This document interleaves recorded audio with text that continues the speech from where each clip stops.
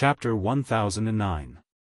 From Zhao Yuanfeng's incident, Chu Xiu could tell that the relationship between Huixingzuan's foster sons was not harmonious. Now, it was even more obvious. According to the ranking, Qiu Tianya had disappeared, so Bailey Paubing was the leader. Therefore, if he wanted to speak and present a congratulatory gift, he should have been the first to speak. But now, Fu Longxiao had taken the lead. Moreover, Fu Longxiao was very good at business. His Blue Dragon fleet traveled between the Windbreaker Sea and the Breezy Sea, bringing in a huge amount of resource trading revenue every time. Although Bailey Paubing was also the master of an island, he was just a boorish fellow. Before Kong Dongming crippled his legs, Naylan Hai had some tricks up his sleeves. Unfortunately, after his legs were crippled, he was unable to recover. He lived in seclusion on a nameless island with only a few servants serving him. He could not be said to have any influence. Therefore, among Huixingzuan's foster sons, Fu Longxiao was the strongest. After Fu Longxiao, Bailey Paubing and Naylan Hai presented their gifts. However, compared to Fu Longxiao's Si Bodhi, their gifts were much shabbier. Bailey Paubing presented a godly weapon. Seeing this, Chu Xiu shook his head slightly. After being someone else's foster son for so many years, how could he not see what level Huixingzuan was? Even if you gave him Listen to Spring Rain, Huixingzuan probably wouldn't take a liking to it. It was useless. As for Naylan Hai, what he presented was even shabbier. It turned out to be a calligraphy and painting he wrote. However, the calligraphy and painting were full of sword qi. It was obvious that Naylan Hai had put a lot of thought into it. It could even be said that a real pellet state martial artist could use this calligraphy and painting as a martial arts secret manual. However, it was still useless for Huixingzuan. So for these two people, Huixingzuan just smiled gently. He was not as happy as when he received Fu Longxiao's birthday gift. After the three presented their gifts, the rest handed the gifts to the Hua family's servants in order, and then the other party read out the names. In fact, the gifts given by the servants were very ordinary. Basically, there was nothing too outrageous. As long as it was not too bad, it was fine. Huixingzuan held a birthday celebration every few years. Who would have the financial resources to prepare so many heavenly materials and earthly treasures every time? When it was Chu Xiu's turn, the servant of the Hua family looked at what Chu Xiu handed to him, and he was slightly taken aback. It turned out to be something like a blueprint, but after seeing the explanation on it, he was so shocked that he almost shouted out. He calmed his emotions and shouted, "Long Gorge Island's Xiao Ziki presents a relic weapon blueprint." Because Chu Xiu came with Xiao Ziki's invitation, the servant of the Hua family didn't know Chu Xiu, so the name he read was also Xiao Ziki's. But when they heard this, the people present suddenly exploded. Relic weapon blueprint? This Xiao Ziki isn't good enough? How could he take out such a thing as a birthday gift? Whether it was in the Central Plains or overseas, relic weapon blueprints were extremely precious. It could even be said that relic weapon blueprints were more expensive than relic weapons. The reason was very simple. It was because relic weapons could not be replicated. 99% of weapon refinement grandmasters could forge a relic weapon, but if you asked them to forge an identical relic weapon, it could be said to be extremely difficult. It could even be said to be basically impossible. Part of the reason for forging a relic weapon was the materials. Weapon refinement grandmaster's level was another, and luck was another. Therefore, relic weapons could not be mass-produced because luck was something that no one could predict. But now, what Chu Xiu took out was the blueprint of the Heavenly War case. This thing was between a mechanism and a weapon. As long as there were enough materials and it was completely forged according to the blueprint, it would definitely be a relic weapon, the kind that could be completely replicated. This kind of thing was much more precious. In fact, in history, there were only a few relic weapons like the Heavenly War case that could be replicated.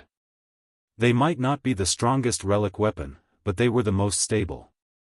Therefore, such a blueprint was even more precious than a relic weapon. Now that Chu Xiu no longer needed the heavenly war case, there was no harm in taking it out as a congratulatory gift. Most importantly, if the heavenly war case was used as an ordinary weapon, it would even be weaker than most relic weapons. Only with the Black Tortoise True technique, the heavenly war case would be the real heavenly war case. Of course, Chu Xiu would not hand over the Black Tortoise True technique so easily. At this moment, seeing that everyone's eyes were on Chu Xiu, Xiao Ziki hurriedly said, "Everyone, this congratulatory gift is not from me, but from official Chu." Everyone immediately turned their eyes to Chu Xiu. Only a few people present knew him, and most of them were still wondering who this person was. At this time, Pak Donglai, the pavilion leader of Tianyishui Hall whom Chu Xiu had met before, stood out and said, "This is Lord Chu Xiu of the Central Plains. In the Central Plains, he is also a famous diabolism overlord, and even controls a country's wulin." As he spoke, Pak Donglai briefly introduced the identity of Chu Xiu to everyone. Although it was a brief introduction, it still surprised everyone present. This person was really a big shot. The overseas region was much more realistic than the Central Plains, and there were not many differences between the Orthodox and the Devil. Therefore, they did not object to Chu Xiu's identity as a diabolism cultivator.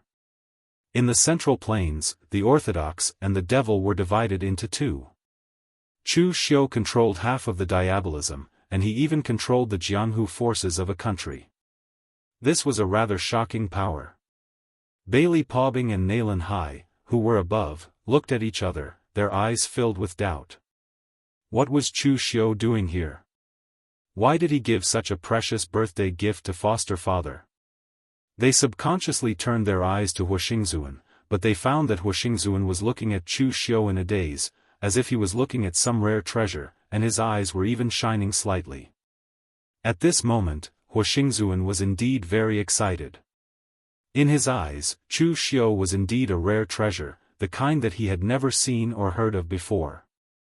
As the most powerful person in the entire breezy ocean, it could even be said that Huixingzuan did not directly say that he was the master of the entire breezy ocean. The reason why he had such a status today was because of his 5 foster sons. Huixingzuan had never denied this.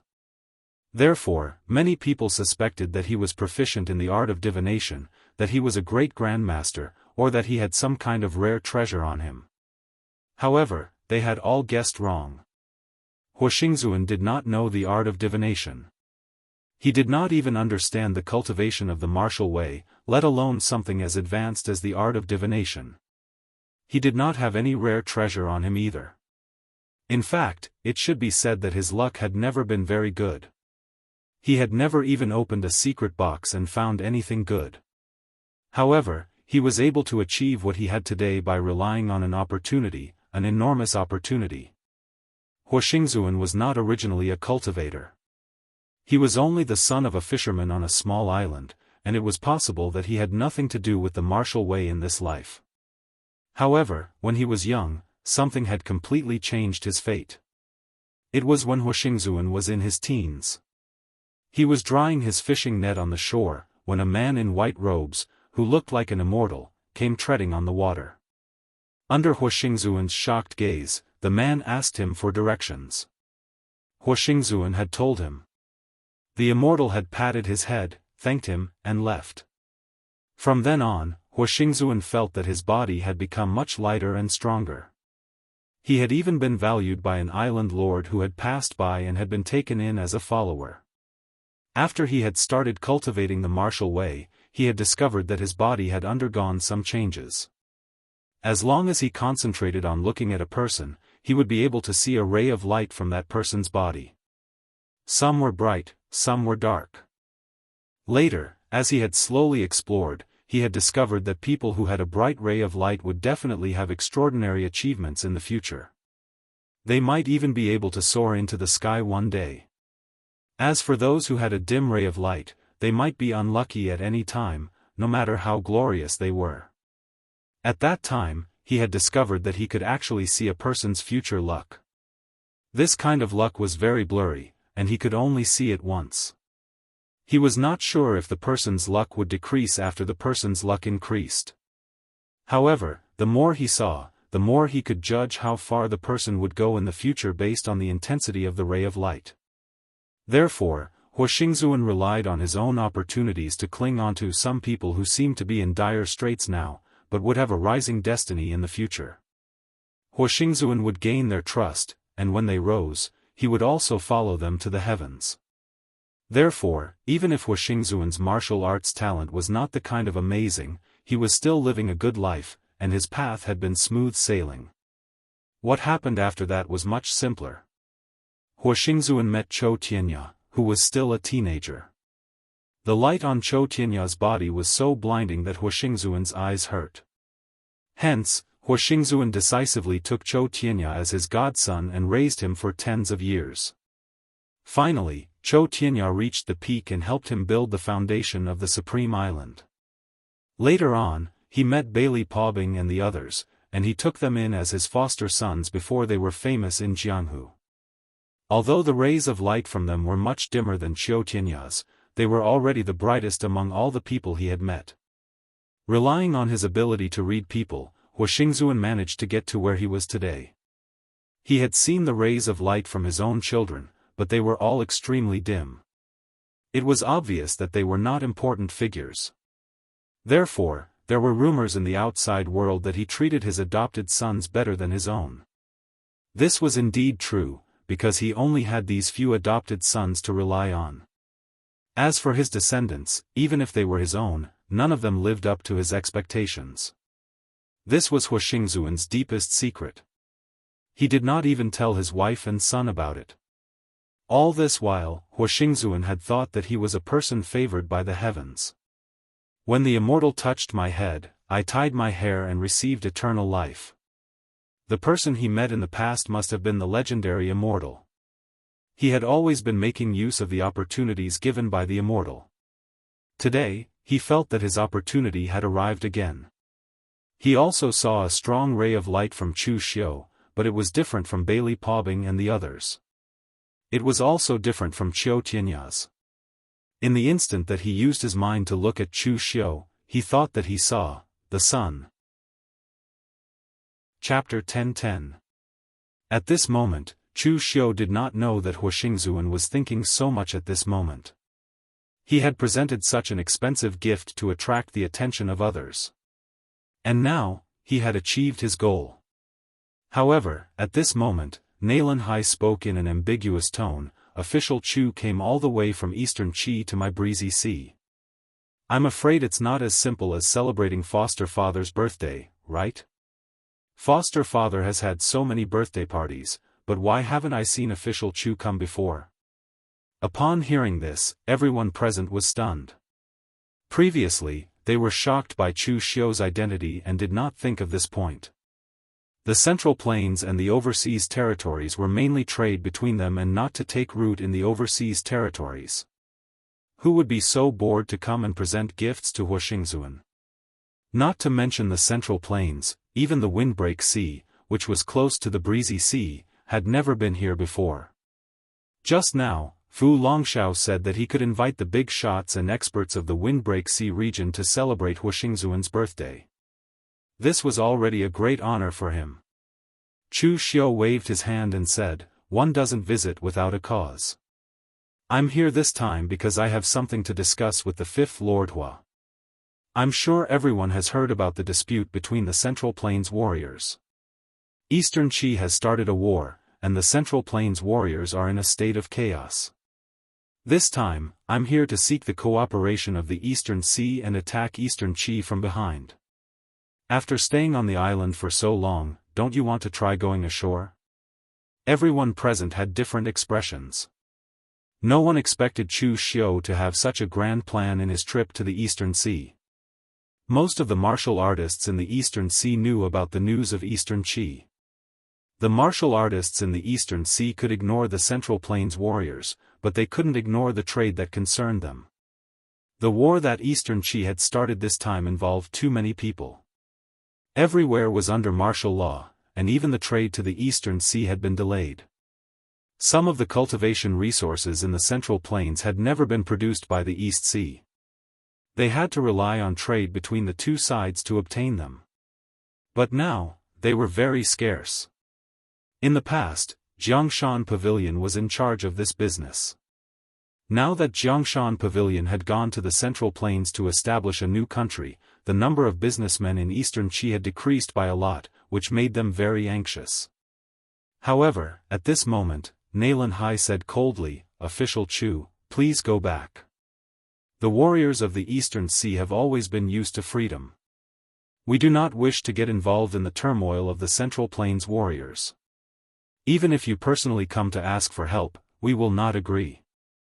Chu Xiu waved his hand and said, "You're wrong. I'm not here to ask for help. As I said before, I'm here to ask for cooperation." Before Chu Xiu could say anything, Naylan Hai waved his hand and said, "We don't need cooperation either." A cold glint flashed in Chu Xiu's eyes. It had been a long time since anyone had dared to interrupt him. At this moment, Hua Xingzuan waved his hand and said, "The fourth prince, he's a guest from afar. Let him finish what he wants to say." When Naylan Hai heard that his godfather had already spoken, he didn't dare to say anything else. However, Naylan Hai was a little puzzled. Why was his godfather treating Chu Xiu so kindly? It had to be known that his godfather had always been hostile to the martial artists of the Central Plains. Hua Xingzuan was the overlord of the Cool Breeze Sea, the invisible ruler. What he was most worried about was that someone would shake his authority. Such people were most likely to appear in the Central Plains. After all, the distance between the two places was not far. Chu Xiu said in a deep voice, "Fifth Lord Hua, whether it's the Central Plains or overseas, we only seek one thing, benefits. With all due respect, although the overseas territories are not weak, they are definitely not strong either. Therefore, if the overseas territories dared to cause trouble in the Eastern Qi martial arts world, they would most likely suffer heavy casualties and be beaten back. They might even seal off trade. When that time comes, the overseas territories would be the ones to suffer. But now it's different. The Central Plains warriors are in chaos. This matter was instigated by Eastern Qi. Eastern Qi's defenses in the entire East Sea are now empty. If you take this opportunity to occupy a few counties, or even control the coast of Eastern Qi, it won't be difficult. Moreover, with the Northern Yan Imperial Court and all the forces of the Devil Path keeping them in check, I guarantee that Eastern Qi won't be able to find the strength to go back to support them in a short time. This matter is almost in the bag. Everyone, attacking the outside is better than attacking the inside, right? Moreover, we won't be able to gain anything from the inside." When they heard Chu Xiu's words, most of the people present were tempted.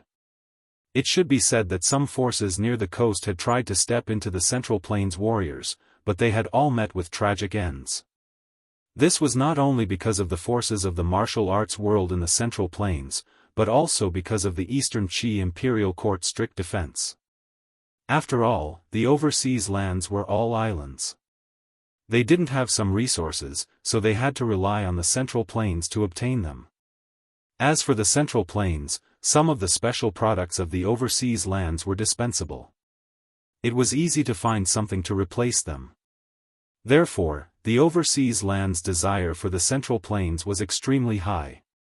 Of course, this matter still depended on the Fifth Lord Hua's opinion. A snake could not be without a head. If the overseas people charged forward like a mass of loose sand, even if Eastern Qi didn't have much power to defend the coast, they still wouldn't be able to break through. Only when the forces of the entire overseas lands were linked together could they break through the Eastern Qi's defense. And now, the person with the greatest power and prestige in the entire overseas lands was the Fifth Lord Hua. At this time, Naylan Hai snorted coldly and said, "Chu Xiu, your words are better than your singing. Do you really think no one knows about your situation in the Central Plains? The forces of the East Sea attacked the border of Eastern Qi's coast and put pressure on Eastern Qi, but in the end, you were the one who benefited. This is equivalent to us helping you share the burden, but you are here talking about cooperation. What a joke. Chu Xiu frowned. This Nalan Hai had always been against him. Previously, Chu Xiu thought that he had unintentionally offended him, but now it seemed that this person was purely dark and suspicious, and would subconsciously doubt everyone. Chu Xiu didn't find it strange that this kind of person had his legs chopped off by Kang Dongming. Chu Xiu had come into contact with Kang Dongming before. He was a person who had nothing but a sword. With Kang Dongming's character, he would never take the initiative to conflict with anyone. When Kang Dongming attacked Nalan Hai, it must be because this guy kept blocking Kang Dongming's way, which forced Kang Dongming to attack. Even now, Chu Xiu couldn't help but want to attack and cripple his two arms. Chu Xiu said lightly, "Island Master Nalan's words are wrong. I benefit, but don't tell me you don't benefit. When doing something, don't look at how much others benefit. No matter how much others benefit, it is still others. First, you have to look at whether you will suffer a loss or gain, isn't that right? If you attack Eastern Qi, I will be the only one who benefits, but you will be the one who loses. Then, I will be using you. But if we attack now, both of us will benefit. If this isn't cooperation, what is it?" Nalan Hai still wanted to say something, but Chu Xiu said indifferently, "May I ask, is the ruler of Supreme Island the fifth Lord Huo or you, Nalan Hai? It seems that I gave this gift to the wrong person. It should be given to you, Island Master Nalan, and not to the fifth Lord Huo." Nalan Hai's expression suddenly changed. He just realized that he had indeed overstepped his boundaries just now. The fifth Lord Huo didn't say much. He was the only one talking. Even the disciples of the Huo family looked at him unkindly. "Chu Xiu. Don't try to sow discord between my godfather and me." Chu Xiu spread out his hands and said, "The fifth Lord Huo hasn't rejected it yet, and you're already rejecting it on his behalf. I'm not trying to sow discord. This is the truth." Just as Nalan Hai was about to say something, the fifth Lord Huo waved his hand and said, "All right, the fourth prince, don't speak for now." Nalan Hai retreated to the side with a gloomy face. The fifth Lord Huo looked at Chu Xiu with a kind gaze. Does Chu really need the help of the East Sea? Chu Xiu didn't hide anything. He said directly, "If we fight head-on, my side might not lose, but we will suffer great losses. If we join forces with the martial artists of the East Sea to attack Eastern Qi will definitely lose. Therefore, if I don't need the martial artists of the East Sea to make a move, I wouldn't have come here personally." The fifth Lord Huo nodded and said, "All right, I agree to this matter." When he said this, not only were the others shocked, but even Chu Xiu was shocked. He didn't expect the fifth Lord Huo to agree so quickly. However, at this time, the fifth Lord Huo suddenly said, "However, I have another request. As long as you can agree to it, Chu, I will immediately gather my men and attack Eastern Qi." "What request?" Chu Xiu wasn't surprised by the fifth Lord Huo's request. If the fifth Lord Huo had agreed so simply, Chu Xiu would have been surprised. The fifth Lord Huo looked at Chu Xiu, and there was an unconcealable look of surprise in his eyes. "Chu, you've come all the way from a humble background. You're definitely one of the most outstanding people in the world, and I am also very excited. In the entire overseas region, I can be considered to have some fame and influence, and I'm much older than you, Chu. Why don't we do this? Today, in front of everyone, I will accept you as my godson. From now on, we'll all be family, and there won't be any need to work together. When a family member is in trouble, how can I not help? Moreover, you don't have to worry about being bound to the East Sea after you become I's godson. Although I is old, I'm still very open-minded. If Qiu Tianya wants to pursue the pinnacle of swordsmanship, I won't stop him. If Zhao Yuanfeng wants to go back to the Central Plains to build his country, I won't stop him either. After solving the problem of Eastern Qi, if Chu wants to go back to the Central Plains, I won't stop you either. What do you think, Chu?" The fifth Lord Hua still had a kind smile on his face, as if he was waiting for Chu Xiu to bow down to him. However, he didn't notice that the smile on Chu Xiu's face was gradually disappearing. Chapter 10-11. Everyone present really didn't expect the request of the fifth Lord Hua. They couldn't have guessed that the fifth Lord Hua was already so old, yet he still wanted to accept a godson. Most importantly, this godson was different from his previous ones. Among the godson accepted by the fifth Lord Hua before, the strongest one at the beginning should be Fu Longshao. At that time, he was already a famous pirate who had reached the real pellet state.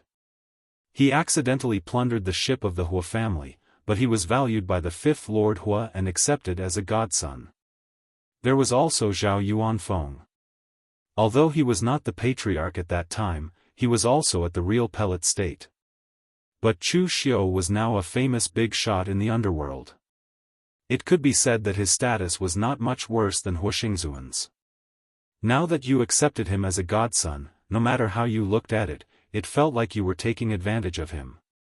They didn't know what Hua Xingzuan saw. In the eyes of Hua Xingzuan, Chu Xiu's future achievements would be even higher than his current achievements. Accepting him as a godson, the benefits were simply immeasurable. However, Hua Xingzuan had neglected one point, and that was that people's thoughts were different at different stages of life.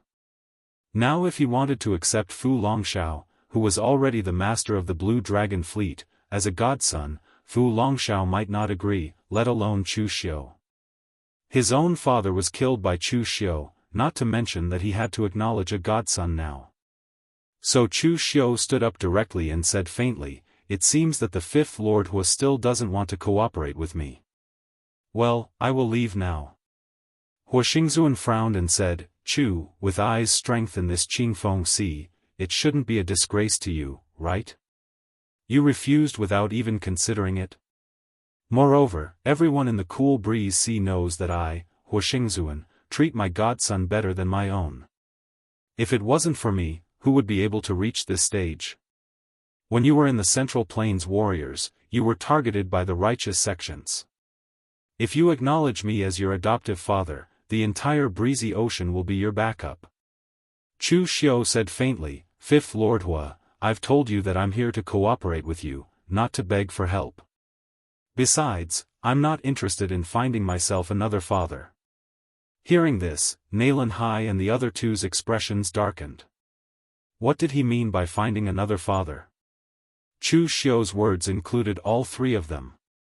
Hua Xingzuan's patience was running out. He snorted coldly and said, "Cooperate?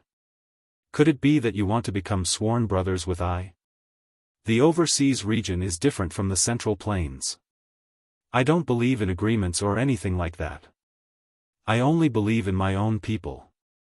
Only my own people, I dare to help them unconditionally, regardless of whether it's a loss or a gain. Let me ask you one last time. Are you really going to reject I?" He he. With a chuckle, Chu Xiu turned around and left. Yi Bushuan could only follow behind him. Hua Xingzuan's expression was now completely dark. He snorted coldly and said, "Chu Xiu, if you leave today, you won't have another chance. In the entire breezy ocean, if I don't say anything, who would dare to help you?" Chu Xiu stopped in his tracks. Just when everyone thought that he was going to give in, Chu Xiu turned around and said faintly, "One must abide by the rules. If you can't do it, you can't accept the gift. Return my divine weapon's blueprint." A strange expression appeared on everyone's faces. If you can't do it, you want to take back the gift you've given. It seems like Chu Xiu is the one who doesn't care about rules. Chu Xiu. How dare you? Bailey Pobbing snorted coldly. He had long disliked this Chu Xiu. At this moment, seeing that Chu Xiu had repeatedly rejected his foster father, Chu Xiu was definitely not one of them. Therefore, he took a step forward, and the armor on his body carried an extremely violent power. It was like a mountain crashing down on Chu Xiu.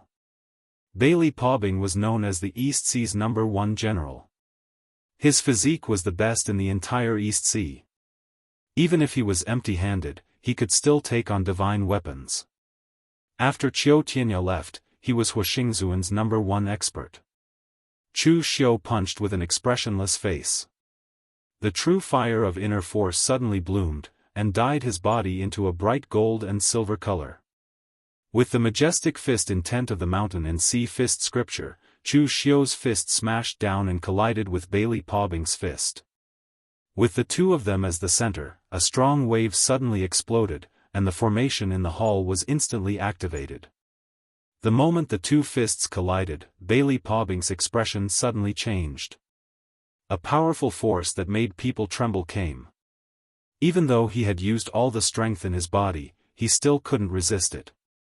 The armor on his body cracked under Chu Xiu's punch, and he couldn't help but step back. With every step back, a big pit appeared under his feet. The whole hall was like an earth dragon turning over. After retreating 9 steps, hundredly broken soldiers finally managed to neutralize that force. However, the armor on his entire right arm had already been completely shattered. Everyone present looked at Chu Xiu in shock. None of these overseas martial artists had seen Chu Xiu fight. Even if some of them knew about Chu Xiu, information was still information, and it was a different concept from the person himself. At this time, seeing that Chu Xiu had forced back the #1 warrior of East Sea, Bailey Paubing, with one punch, and made him look so miserable, how could they not be shocked? Seeing that Bailey Paubing was at a disadvantage, Fu Longshao and Nailan Hai were ready to attack. However, at this time, Huixingzuan snorted coldly and said, "Give him the blueprint, and let him go." Today was his birthday, and he didn't want to see blood at such a time. Seeing that his godfather had spoken, Nailan Hai and the others had no choice but to stop and let Chu Xiu leave with the blueprint. Watching Chu Xiu's back as he left, Huixingzuan looked gloomy. Today was not a happy day for him. He had let Chu Xiu leave, not only because he didn't want to fight on his birthday, but also because he was a little afraid of Chu Xiu. He hadn't forgotten the sun-like radiance on Chu Xiu's body. In fact, if Huixingzuan had been more rational today, even if Chu Xiu had rejected Chu Xiu's request to be his godson, he wouldn't have needed to become sworn brothers with him. As long as he agreed to this matter, it would be good to make friends with him. After all, he could see that Chu Xiu would have limitless achievements in the future. However, it was a pity that people changed. If it had been more than 100 years ago, he would have done so. But now, even if he knew the cause and effect, he couldn't put down his pride and show goodwill to Chu Xiu after he had rejected him. This was because Huixingzuan wasn't the Huixingzuan from 100 years ago. Now, he was the supreme of the entire Breeze Sea, the 5th Lord Hua. Being a supreme for 100 years had already changed Huixingzuan's mentality. In the past, he was willing to show goodwill to those young elites with limitless futures. Even if he didn't accept them as his godson, he would still show goodwill to them. But now, he felt that Chu Xiu had disrespected him. This was something he couldn't tolerate. Of course, there was another point that Huixingzuan himself might not have noticed. He had relied on his own abilities to unearth so many young elites. But in reality, this kind of investment required time. He had to wait for them to grow. Huixingzuan was already 380 years old. How many more years could he live? Even if Chu Xiu could reach the heaven and earth mystic realm in the future, he probably wouldn't live to see that day. Since that was the case, why would he want to form good karma with him? As for now, with Bailey Paubing and the others around, he could stay as the supreme of the Breeze Sea until he died. At this moment, Fu Longshao walked over with a wine glass and said, "Godfather, don't be angry. Chu Xiu doesn't know what's good for him. Why do you have to stoop to his level?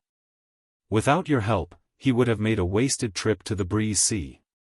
Don't bother about him. The birthday banquet will continue."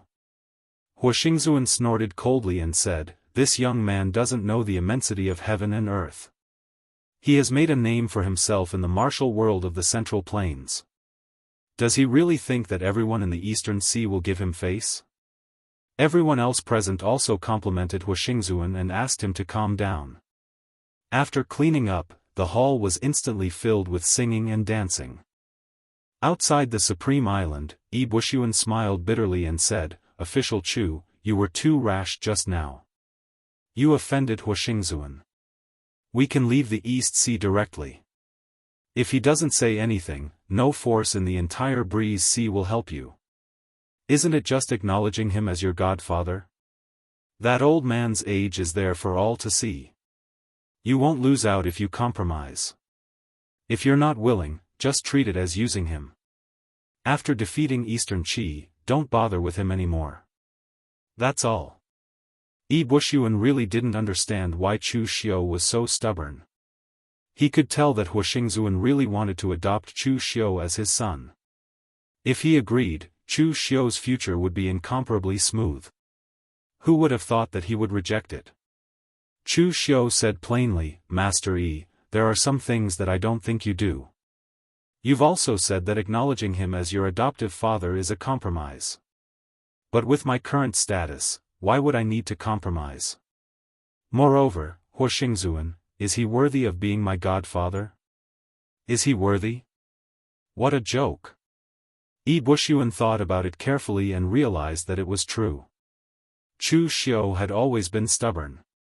Moreover, he was like a master and a father to Wuxia. Wuxia had even handed over all the connections he had accumulated in the Yinma clan to Chu Xiu. It was as if he was treating Chu Xiu as his successor. But even so, Wuxia didn't ask Chu Xiu to acknowledge him as his godfather. Judging from Huixingzuan's appearance, apart from his better eyesight, he really couldn't be compared to Wuxia. But when he thought about his eyesight, Wuxia sighed, "But this old man's eyesight is really extraordinary. Ever since he adopted Zhao Yuanfeng as his son, he hasn't adopted a son for decades. This time, he thinks highly of you, Official Chu. It also proves that Official Chu, you will definitely be extraordinary in the future." Chu Xiu raised his eyebrows and said, "Does he need to see this kind of thing? It's not that I'm boasting, but even a blind person can see this kind of thing." Wuxia patted his head. He had forgotten about this. Based on Chu Xiu's current age and achievements, even an idiot would know that his future was limitless. In the past, Huixingzuan adopted Chu Xiu as his son. Now that he adopted Chu Xiu as his son, he simply wanted to pick up a ready-made one. The meaning was different. It was simply taking advantage of others when they were in a difficult situation. No wonder Chu Xiu became hostile on the spot. Chapter 10-12. The human heart was the hardest thing to control. If today's scene had happened when Chu Xiu and Chu Xiu were still weak and struggling to survive, perhaps it would have been another story that verified Huixingzuan's divine eyes. Unfortunately, Huixingzuan only remembered Chu Xiu's age and neglected Chu Xiu's identity and strength, which led to a complete fallout between them. Fortunately, he had been cautious all these years and did not fall out on the spot. Otherwise, it might have turned into a murder case. Anyway, it was not the first time that Chu Xiu had killed someone at a birthday banquet, so he was used to it. Just as Chu Xiu was about to leave, a voice suddenly rang out, "Official Chu, take care." Chu Xiu turned around and saw that it was Pak Donglai who had chased after him. Chu Xiu narrowed his eyes and said, "Mr. Bo, aren't you afraid of offending the fifth Lord Huo by following me?" Pak Donglai chuckled and said, "At this time, the fifth Lord Huo has a lot of people flattering him. Why would he pay attention to me? And if I was afraid of offending him in the past, I'm not afraid now." At this point, Pak Donglai's expression suddenly turned serious and said, "Official Chu, you want to borrow the power of the East Sea to attack Eastern Qi, but today you've fallen out with Huixingzuan. Don't underestimate his influence in the Breezy Sea.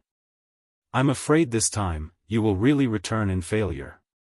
Chu Xiu said lightly, "It doesn't matter. I'll just take it as coming to the East Sea to experience the local customs." Seeing that Chu Xiu was not in a hurry, Pak Donglai said in a deep voice, "Official Chu, I won't beat around the bush with you. I agree with what you said just now. Only when both sides benefit is it called cooperation. So this time, why don't we cooperate? Cooperate with what? With a dark look in his eyes, Pak Donglai said in a low voice, you help me kill Huixingzuan, and I will help you gather the Jianghu forces in the East Sea to attack Eastern Qi. When he said this, Chu Xiu's expression didn't change, but Ibushuan was shocked. Pak Donglai could be considered as a top figure in the breezy ocean. You could say that he was generous and straightforward, or that he was scheming, but his influence could not be compared to Huixingzuan. Who would have thought that he would actually dare to have such thoughts about Huixingzuan, who had dominated the breezy ocean for 100 years? His guts were not small. Pak Donglai looked around and said, there are too many people here. Official Chu, my Tianyishui Hall's ship is over there. Why don't we go in and talk?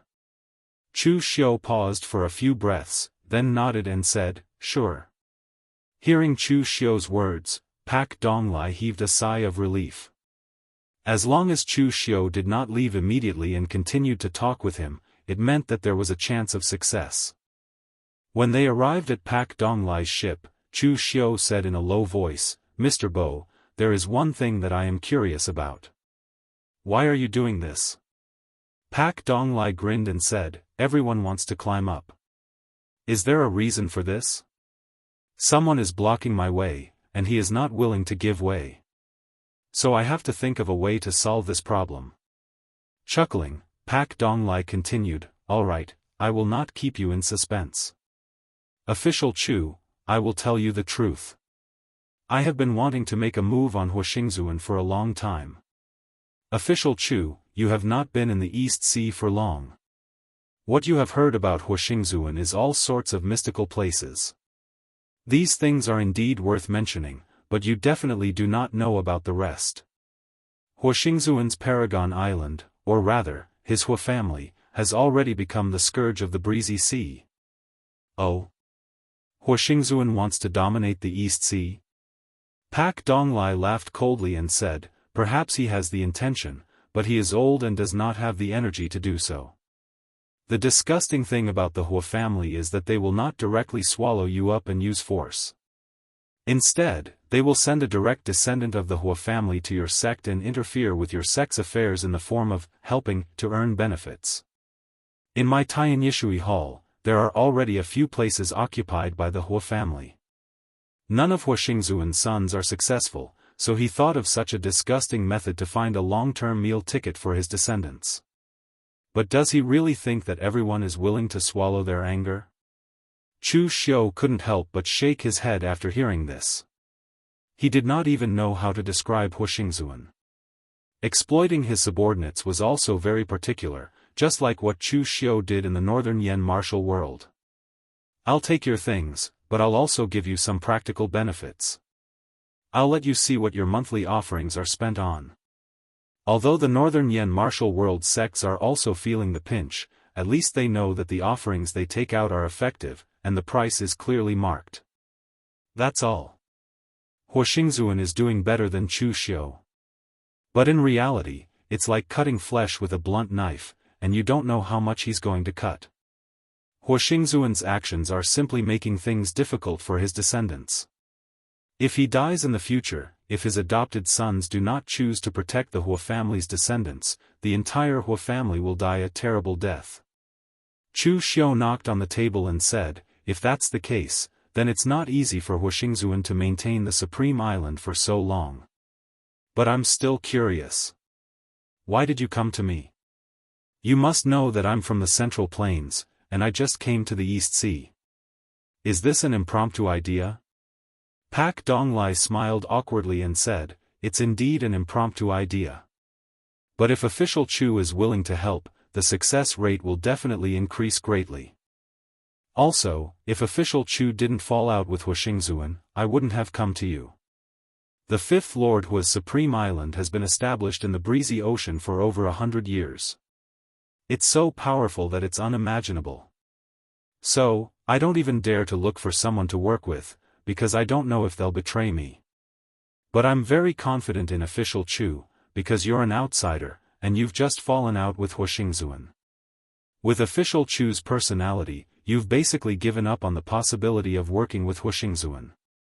So, here in the breezy ocean, working with official Chu is the most reliable way. Chu Xiu squinted his eyes and looked at Pak Donglai. This person is indeed the first impression that Chu Xiu gave me. He's very scheming.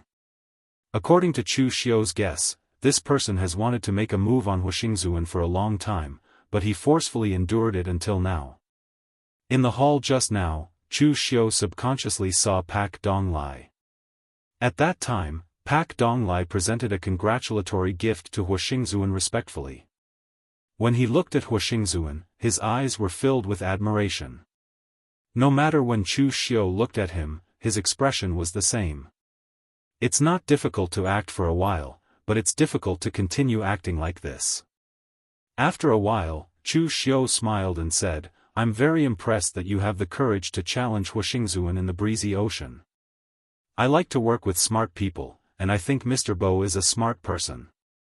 To Chu Xiu, as long as he can get martial artists from the East Sea to attack Eastern Qi, it doesn't matter who the person is. If Huixingzuan doesn't know what's good for him, then I'll just get someone else. Pak Donglai's reputation in the breezy ocean is not small, and it's not bad either. It seems like he has been secretly accumulating his reputation for this day. As long as he can get rid of Huixingzuan's faction, Pak Donglai will be able to take over, and he can also help him consolidate the power of the breezy ocean to attack Eastern Qi. Seeing that Chu Xiu has agreed, Pak Donglai also let out a long sigh. He has been planning this for a long time, and the reason why he hasn't executed it yet is because he lacks strength. Huixingzuan has dominated the breezy ocean for so many years, and he himself isn't worth mentioning. However, the power that he indirectly controls is incomparably strong, and Pak Donglai has no way of shaking it. At this moment, Huixingzuan's power is at its weakest. Zhao Yuanfeng went to the Central Plains to participate in the Central Plains Warriors competition. Coincidentally, Chu Xiu has a falling out with Huixingzuan. Pak Donglai can use this opportunity to get strong support from Chu Xiu and Ibuxuan. This is an extremely rare opportunity, so he doesn't care that his plan hasn't been completed yet, and wants to pull Chu Xiu to his side. At this moment, Chu Xiu said in a deep voice, "Mr. Bo, since we've already teamed up, let's talk about the power that you have. I don't believe that Tianyishui Hall alone can destroy the Supreme Island." Pak Donglai smiled, "Official Chu is right. If I only have Tianyishui Hall, I won't dare to attack the Supreme Island. I'm not that arrogant. Actually, there are many people in the East Sea who are dissatisfied with Huixingzuan's way of doing things. Many of them have already teamed up with me. For example, the leader of the Stormy Waves Alliance in the breezy ocean, Koshin Tong. He was born in the wilderness, and he formed the Stormy Waves Alliance with those small islands. Although his subordinates aren't the strongest, they have the most people. He has a huge grudge against Huixingzuan's godson, Bailey Paubing. He was once heavily injured by Bailey Paubing, and his divine weapon was destroyed by Bailey Paubing. Other than Koshin Tong, Tianyishui Hall has also recruited many experts among the wandering cultivators. Although they're scattered all over the breezy ocean, they'll appear here as soon as they receive my message. Oh right, there's another person that you should be familiar with, Official Chu. He's the leader of the Cetacean Society, Long Tianying. He's also on my side. The Cetacean Society is the largest merchant association between the breezy ocean and the Central Plains, and their trade volume is shocking. In the past, the Cetacean Society had the help of Saint Master Tam Yuan, so they could still get by. But ever since Master Tam Yuan passed away in the Central Plains, the Cetacean Society lost its backing and was suppressed. The Hua family teamed up with Zhao Yuanfeng and seized many of the Cetacean Society's trade routes. They forced the Cetacean Society to become a second-rate merchant association. If it wasn't for Master Tam Yuan's legacy, Long Tianying might even have lost his life. Many of the things in Tianyishui Hall came from the Cetacean Society. We've teamed up to overthrow the Supreme Island. Now that you're here, Official Chu, I believe Leader Long will be very happy to see Official Chu. Chapter 1013. After Huixingzuan's birthday celebration ended, Chu Xiu followed Pak Donglai to the island where Tianyishui Hall was located and met the people that he had roped in. The leader of the Stormy Waves Alliance, Ko Shentong, was a straightforward man. He wasn't as scheming as Huixingzuan. He wanted to overthrow the Supreme Island purely because he couldn't stand the grudges of the past. Similarly, Chu Xiu also met Long Tianying of the Cetacean Society here. Long Tianying was so touched when he saw Chu Xiu that he almost teared up. Of course, Long Tianying had only met Chu Xiu once, and they weren't close. He wasn't moved to tears because he saw Chu Xiu, but because he thought of Master Tam Yuan. Master Tam Yuan had given Long Tianying and the entire Cetacean Society a new lease on life. In the end, Master Tam Yuan passed away, and the Hua family simply slaughtered him like a pig or a sheep. Although Long Tianying had some power under him, he wasn't even a warrior compared to Pak Donglai's Tianyishui Hall. He was just a businessman, and he didn't even dare to resist. Long Tianying was reminded of Master Tam Yuan again when he saw Chu Xiu. He said with a sobbing tone, "I didn't expect to see Official Chu again today. If I had known, I wouldn't have returned to the East Sea. I would have stayed and guarded Master Tam Yuan's tomb for the rest of my life. It's better than living in fear overseas." Of course, Long Tianying was just joking. He had worked hard overseas for his entire life to build a top merchant association like the Cetacean Society. How could he give up so easily? Chu Xiu patted his shoulder and said, "President Long, you don't have to be so sad. I'm here today, and the Hua family's tyrannical days are coming to an end. By then, the Cetacean Society will still be the biggest merchant association overseas." Chu Xiu didn't mind helping Long Tianying. Of course, Master Tam Yuan was also one of the reasons. Chu Xiu rarely owed anyone anything ever since he stepped into the martial world. And there were only a few elders who truly helped him. Old Man Wei was one of them. Master Tam Yuan was also one of them. Master Tam Yuan had given all his inheritance to Chu Xiu. Although Chu Xiu had cheated him out of it, he still owed Master Tam Yuan a big favor. Chu Xiu didn't like monks, but Master Tam Yuan was a true holy monk, the kind that people truly admired. Unfortunately, good people didn't live long in this world.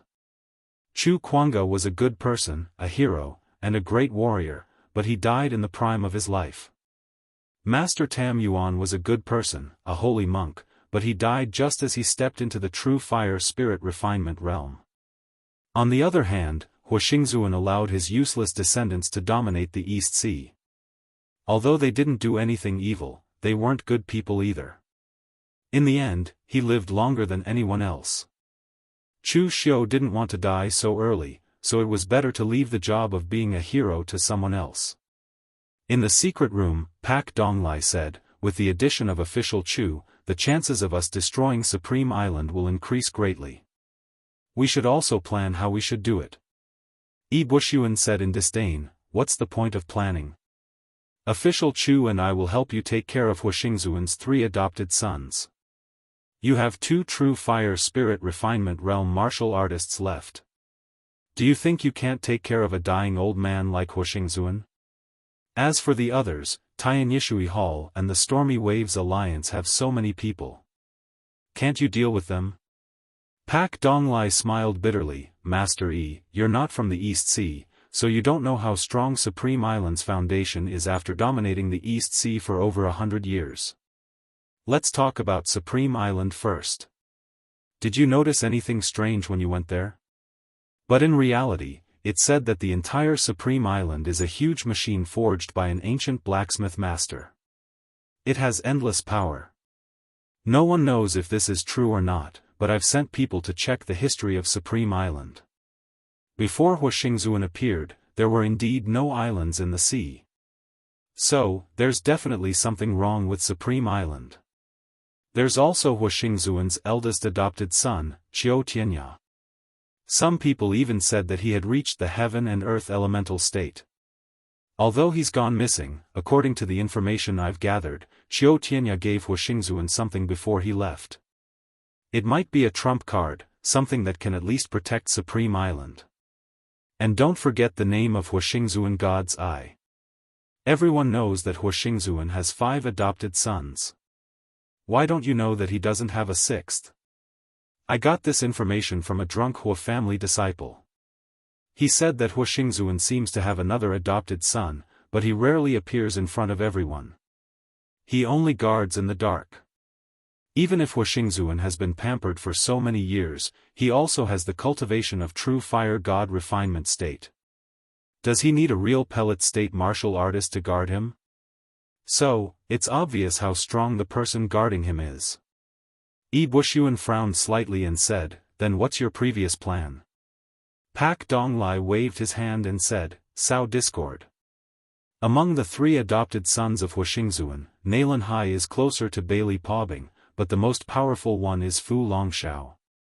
Fu Longxiao's Blue Dragon fleet travels between the Windbreaker Sea and the Windbreaker Sea.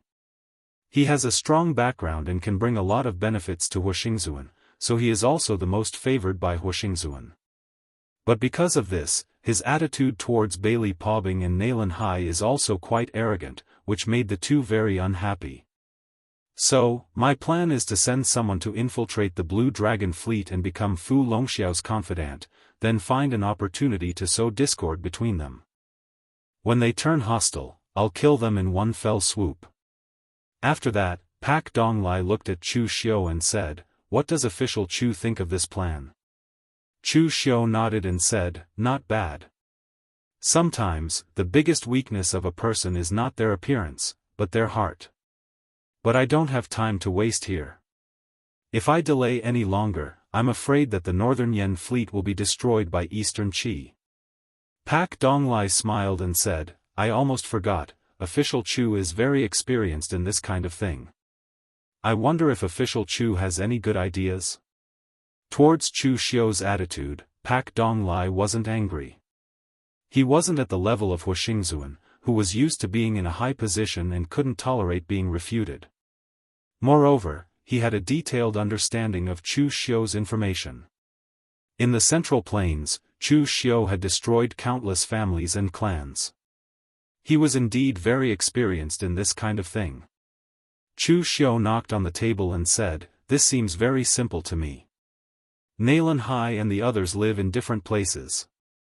We just need to go to them one by one, kill them one by one, and then attack Supreme Island." Pak Donglai was dumbfounded and said, "That's it?" Chu Xiu nodded and said, "That's it. But what if we make any movements and arouse the suspicion of others? What should we do then?" Chu Xiu asked, "Your Tianyishui Hall is so big. You should have a formation master. You should be able to set up a formation that can temporarily seal off the aura of a small island, right?" Pak Donglai was stunned and said, "Yes, but," Chu Xiu waved his hand and said, "No buts. I'll do it for you. What you need to do is to set up the formation around us while I'm killing people. Just don't let the waves spread out. It doesn't have to take too long, 15 minutes will be enough. Oh yes, I'll pretend to leave the Qingfeng Ocean with Master Yi tomorrow. You can come and pick us up after we sail to an uninhabited sea area." Actually, in Chu Xiu's opinion, it was too easy to kill people silently in the East Sea's terrain. Everyone lived on different islands, and they were easily hundreds or even thousands of miles apart. It would take half a day to travel back and forth by boat. This was simply a natural barrier. After hearing Chu Xiu's plan, Pak Donglai was still a little hesitant, but he still nodded and agreed. He had not seen Chu Xiu's real means, but he still chose to believe the description of Chu Xiu in the information. Chu Xiu was able to rise up in the Central Plains, a place that was countless times crueler than overseas, so he was definitely not an impulsive and brainless person. The next day, Chu Xiu directly boarded a ship with Yi Buxuan to return to the South Sea. This scene was seen by many people. If Chu Xiu was said to not be famous in the Qingfeng Ocean before, then after he rejected Huixingzuan's request to be adopted as his son, almost everyone in the Qingfeng Ocean recognized Chu Xiu. After all, in so many years, Chu Xiu was the first person to reject Huixingzuan's offer. Moreover, most people felt that Chu Xiu did not know how to appreciate favors. Although Chu Xiu was in the true fire spirit refinement realm and was an important figure in the Central Plains warriors, which one of the people who were adopted by the fifth Lord Huo was not in the true fire spirit refinement realm? Which one of them was not an important figure? However, they neglected the fact that when these people were adopted by Huixingzuan, they did not have the strength and status that Chu Xiu had now. At this time, on Haotian Island, Huixingzuan was slowly sipping a cup of specially made spiritual tea. This spiritual tea was filled with vitality. If the ingredients were used to refine pills, it could be used to refine 8th grade pills. However, he was drinking it like tea here. Has Chu Xiu left the Qingfeng Ocean? Huixingzuan asked. One of his direct descendants was serving by his side. When he heard that, he hurriedly said, "That unappreciative fellow has already left. The old ancestor has taken him in as his adopted son and given him so much face. Yet, he still doesn't know how to appreciate favors. What a joke. Without the old ancestor's permission, who in the entire Qingfeng Ocean would dare to help him? If he doesn't scram back to the Central Plains with his tail between his legs, staying here is just a waste of time." Huixingzuan narrowed his eyes and said calmly, "Everyone has their own aspirations. If he is not willing, we can't force him, right?" Although Huixingzuan said that, he was still a little unhappy with Chu Xiu's rejection. All these years, no one had ever rejected him like this. Rejected his good intentions. However, Huixingzuan was not too angry. How many more years could he live? Since Chu Xiu had rejected him, then his future achievements had nothing to do with him. However, at this time, in the uninhabited waters of the Qingfeng Ocean, Chu Xiu was already sitting on Tian Yishui Hall's ship. He stood at the bow of the ship and muttered, "It's time to kill." Chapter 10:14. Chu Xiu's first target was the nameless island where Neilanhai was. Although Chu Xiu said that he only needed to kill people on the island, Pak Donglai still gave Chu Xiu a lot of information about Neilanhai to be on the safe side. Although Chu Xiu thought that he didn't need to prepare so much to kill a cripple, he still looked through the information out of curiosity. After looking through it, Chu Xiu only had one comment about Neilanhai. His heart was higher than the sky, but his life was thinner than paper. This person was considered relatively young among Huixingzuan's godson. Moreover, when he was adopted by Huixingzuan, he was only a child. Therefore, his actual age was even younger than Zhao Yuanfeng. At such a young age, he was adopted by Huixingzuan. In addition, his talent was also exceptionally good. Therefore, this had led to his arrogant and condescending personality. Apart from Huixingzuan's eldest adopted son, Qiu Tianya, and Bailey Paubing, who often took care of him when he was young, he did not put anyone in his eyes. Even if it was Huixingzuan's son who offended him, he would still beat him up without hesitation. This caused him to have a conflict with Kong Dongming in the future. Although he knew that he wasn't a match for Kong Dongming, he still pestered him. In the end, Kong Dongming killed him and crippled his legs. From then on, Neilanhai's character became gloomy, violent, and incomparably eccentric. There used to be some servants on his nameless island. However, the number of servants dwindled, and they all ran away after being scolded and beaten by him. 2 days ago, when he returned from Supreme Island, the last few servants also ran away after being scolded by him. The reason why he was angry was none other than Chu Xiu. He was jealous of Chu Xiu. Back then, he was just like Chu Xiu. At such a young age, he already had the strength of true fire spirit refinement state, and could stand shoulder to shoulder with the older generation. Moreover, he had Huixingzuan as his godfather. Who in the entire breezy ocean dared to challenge him? However, ever since he was crippled by Kang Dongming, he felt that everything had changed. His godfather no longer valued him, and Fu Longshao even looked at him with disdain. And that Zhao Yuanfeng, the guy who came later, even dared to hire Kang Dongming as a guest, which was simply not putting him in his eyes. Back then, he had even brought this matter to Huixingzuan, but all he got in return was a sentence from his godfather saying that they should be brothers. Naylan Hai had lost his composure when a person who was extremely arrogant ended up like this. Especially at a time like this, when he saw Chu Xiu, who was just as young and equally powerful, it made him feel even more upset. If his legs were not crippled, he would be the East Sea's Chu Xiu. That was why he had targeted Chu Xiu during the birthday celebration. Other than suspicion, there was also jealousy in it. At this moment, soft footsteps were heard from outside. Naylan Hai roared, "Get lost! All of you, get out! I'll break all your legs if you don't get lost. You were the one who lost your legs, and now you're trying to break others' legs, forcing your pain onto others. Do you think that makes you feel better?" Hearing this voice, Naylan Hai's expression immediately changed. His body moved, and he hovered in mid-air. His gaze towards Chu Xiu was filled with shock. He had clearly left, so why was he still here? At this time, Naylan Hai also noticed the movement around him. Something was wrong. There was not a single movement around the entire island, and even the sound of the waves had been muffled. Naylan Hai's legs were indeed crippled, but he had experienced countless battles in his early years. At this moment, he understood what Chu Xiu was going to do. "Chu Xiu! How dare you!" Chu Xiu only sneered. The next moment, Buddha's light shone around him, and the Dharma form of the Mahavirokana seal appeared behind him. The Buddha's seal fell, and its power was like a landslide. Naylan Hai's legs were only crippled, which affected part of his combat power.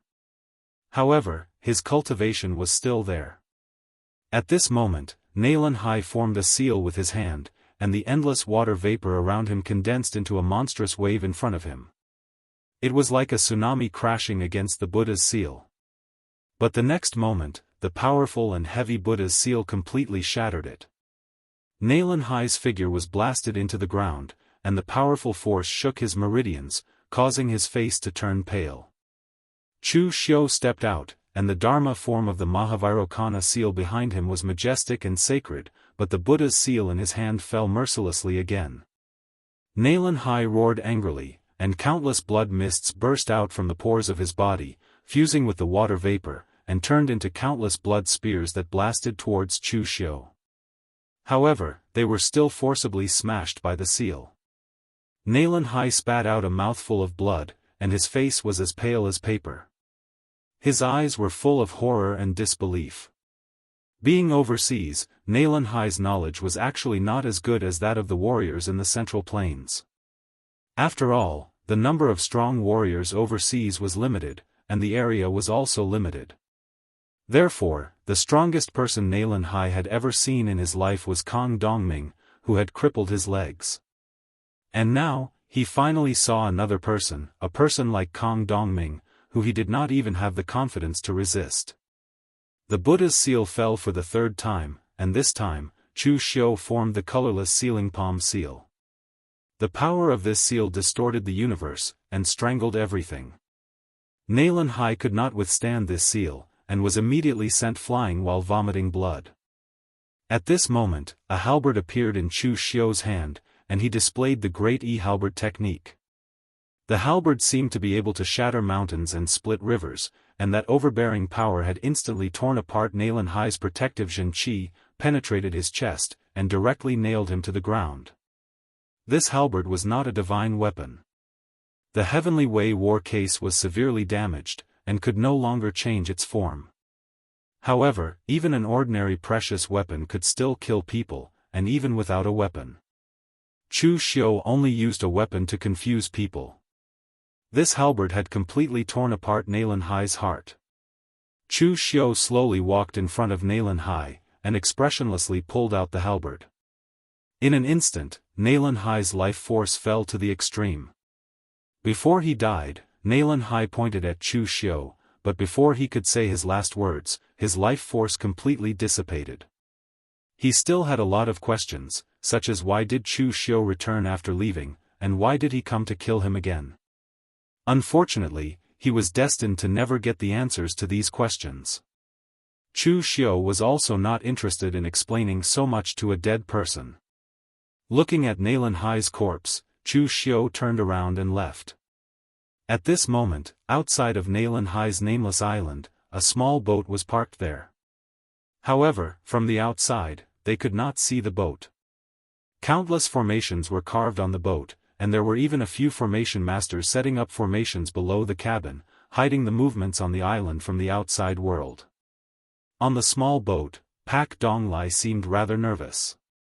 He had been planning to attack Supreme Island for 8 to 10 years, and not just a day or two. Now that the plan had finally started, the steps were completely different from what he had imagined. It was no wonder that he was nervous. However, Pak Donglai suppressed his anxiety and took out a chess board.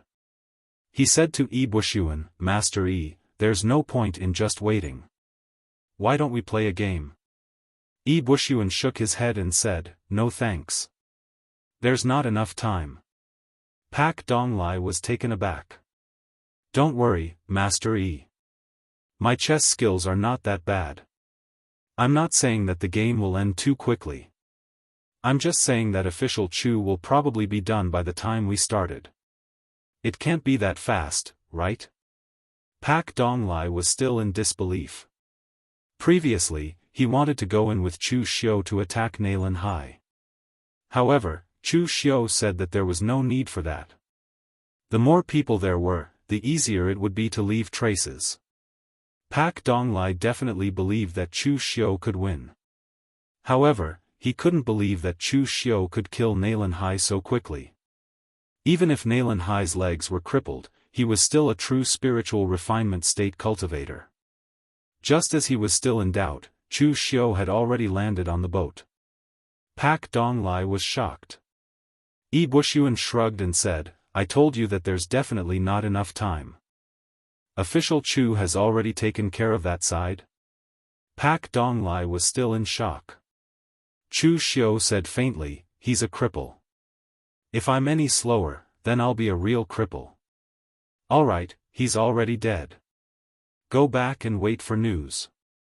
When Bailey Pobbing is lured out, then we'll take care of him." Chu Xiu's idea was not to swarm in and kill randomly. Instead, he wanted to kill them one by one. Nalan Hai was the easiest to kill because there was no one else on the entire island except for him. And Bailey Pobbing still had Divine Weapon Island. Although there weren't many people on Divine Weapon Island, there were still many elites who belonged to Bailey Pobbing. If one of them escaped, it would be easy for someone to leak the news. Therefore, Chu Xiu killed Nalan Hai first. Then, he would find a way to lure out Bailey Pobbing and finally take care of him.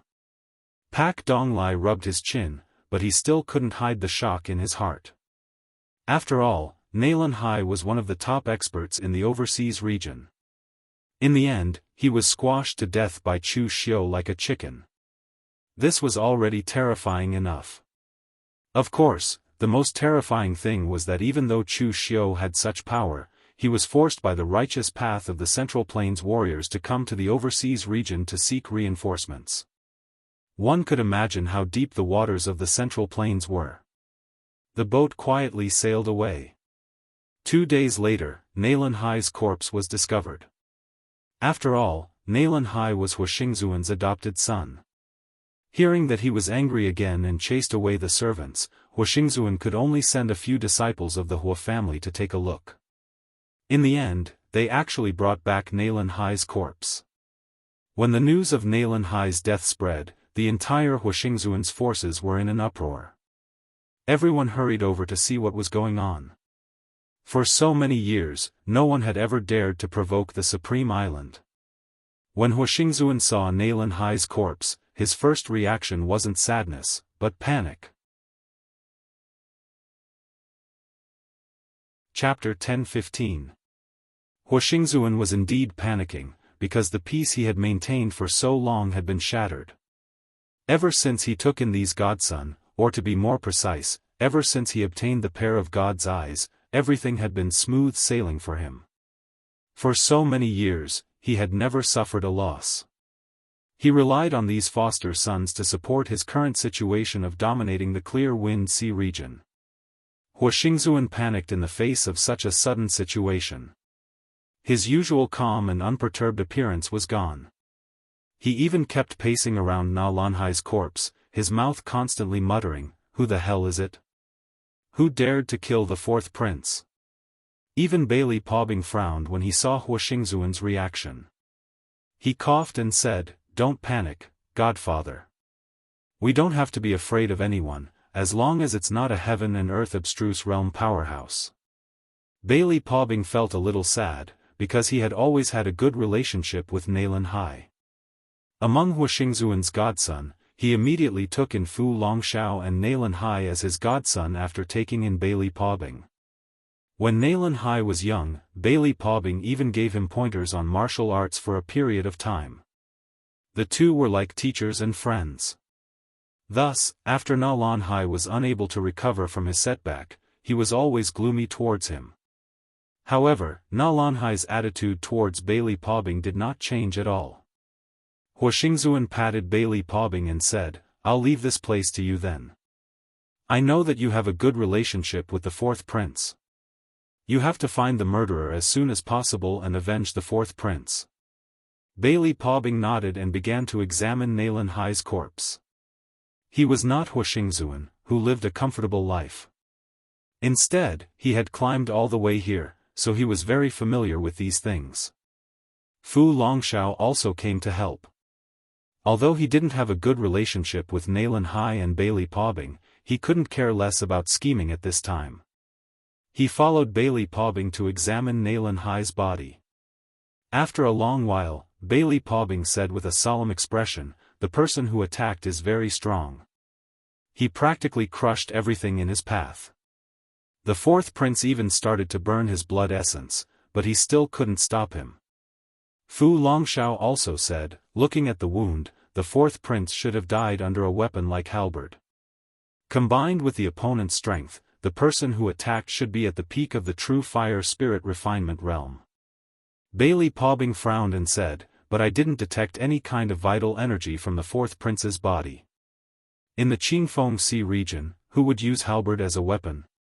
Fu Longshao shook his head and said, "Among the contemporary martial artists, there are some martial artists from the Central Plains who use halberd as a weapon. Especially the generals from the Central Plains who come from the military. A weapon like halberd is definitely a fierce weapon in battle.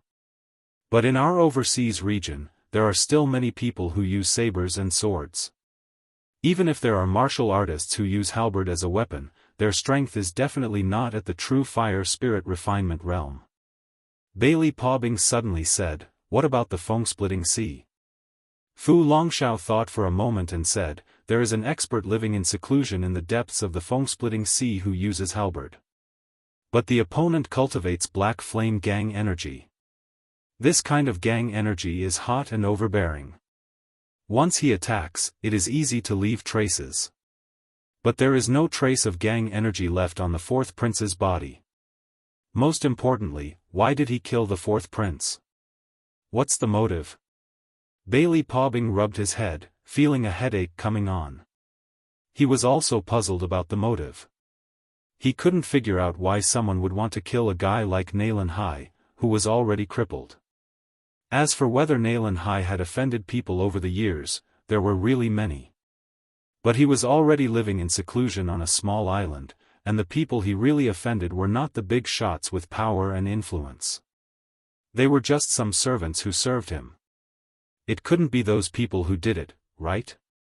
At this moment, Huixingzuan, who had been watching silently from the side, suddenly said, "Do you guys think it could be Chu Xiao who did it?" Fu Longshao and Bailey Paubing looked at each other at the same time and shook their heads. Bailey Paubing said, "It shouldn't be possible. I've looked into it before. Chu Xiao has long left the Eastern Sea. And according to Chu Xiu's information, this person is skilled in saber techniques. There is even a record of him forcing the abbot of the Great Light Temple, the Heaven and Earth Elemental Enlightenment Realm expert, Su Ci, to retreat with a single saber strike. Although Chu Xiu had used the Black Tortoise True technique outside, he had only used it a few times. It was impossible for the overseas region to have such detailed information. Even in the wind-sweeping tower, one had to look through the most detailed information in order to be mentioned. Fu Longshao also said, "That's right. It doesn't seem like Chu Xiu's doing, because he has no reason to do so." Chu Xiu came to the Eastern Sea to look for reinforcements. So what if he killed the fourth prince? Does he think we'll help him just because one of us died? If it's to vent his anger. Speaking up to this point, Fu Longshao secretly glanced at Huixingzuan and said, "If it's to vent his anger, he doesn't have to kill the fourth prince. Godfather, many of your direct descendants are in the outside world." Hearing this, some of the direct descendants of the Hua family felt a chill in their hearts. Previously, they were bold enough to do whatever they wanted in the outside world because they were confident that the Hua family and Sovereign Island could protect them. But now that they saw a dead person, they realized that not everyone was afraid of their backing. They even wanted to go out and call their children back. It was too dangerous outside. Sovereign Island was safer. The two searched for a while, but they couldn't find anything. They had no choice but to seal Naylan Hai's body. Bailey Paubing said solemnly, "Godfather, during this period of time, recall the Hua family's people. We don't know if the fourth prince died because he offended someone, or if someone is targeting Sovereign Island." He turned to Fu Longshao and said, "Third brother, don't think about running to the wind-splitting ocean for now. Mobilize your Blue Dragon fleet to look for clues." Fu Longshao humphed, "Do I need you to tell me that?" After giving the orders, Bailey Paubing and Fu Longshao both left. They were going to gather people and look for clues. He didn't believe that no one in that area of the sea had heard the slightest bit of movement when he had killed someone so brazenly. Huixingzuan watched the two leave. He wanted to say something, but he couldn't say a single word. He didn't know why, but he always had a feeling of unease. Of course, he wasn't the only one who felt it. Bailey Paubing felt it too. He seemed to have vaguely sensed something, but he couldn't figure out what it was. Driving his ship, Bailey Paubing returned to Divine Armament Island. Although Bailey Paubing wasn't good at managing his own forces, he had quite a number of subordinates. Sending them out would be of some use.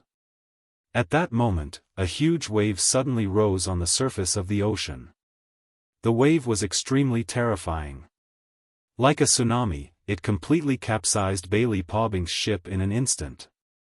Bailey Paubing fell into the water, but the stellar chi around him had already separated the endless seawater. At that moment, Bailey Paubing suddenly realized something was wrong. His ship was refined using a blacksmithing technique. 80% of the ship was made of metal, and it was also inscribed with countless arrays. It wouldn't be a problem for it to sail through the Windbreaker Sea.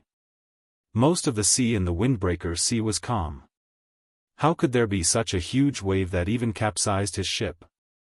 Bailey Paubing walked on the water and his figure rose to the surface. At that moment, his expression suddenly changed. The area within a radius of more than 10 miles had been completely separated by countless water walls. It was like a prison. Even an idiot could guess that he had fallen into an ambush. At that moment, a crack appeared on the water wall. Chu Xiu walked out of it and walked on the water. Bailey Paubing instantly understood everything the moment he saw Chu Xiu. But he didn't expect this person to be Chu Xiu. Chu Xiu. It's you? Why did you kill the fourth prince? Why did you become enemies with the Venerable Island? Just because we didn't agree to work with you? Just because Godfather wanted to take you in as his godson? Bailey Paubing understood, but he was confused because it didn't make sense. Chu Xiu couldn't possibly be so narrow-minded that he would kill someone over such a small conflict, right? You really want to know? Bailey Paubing nodded with a gloomy expression. Go to hell and think about it with your fourth brother. As Chu Xiu's voice fell, in the next moment, the scorching true fire of inner energy around him burned, and there was even a black world annihilation fire mixed within it. As the punch landed, a thunderous explosion rang out in the surroundings. The punch suppressed the heavens and earth, and crushed the mountains and rivers. Bailey Paubing roared angrily. Dazzling white astral energy wrapped around his body like a sharp blade. He didn't have a weapon, but his entire body was filled with weapons. The two fists collided. In that instant, a powerful shockwave rippled outwards. With the two of them as the center, an endless whirlpool of waves exploded. The water droplets at the center were even torn into tiny mist.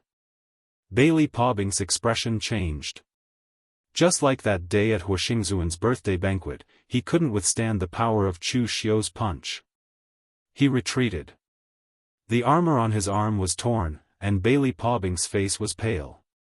However, Chu Xiu was expressionless as he smashed his fist down again. This time, it was an extreme strength. One punch after another, Bailey Paubing's armor, which was comparable to a divine weapon, was completely shattered. He was even vomiting blood from Chu Xiu's punches.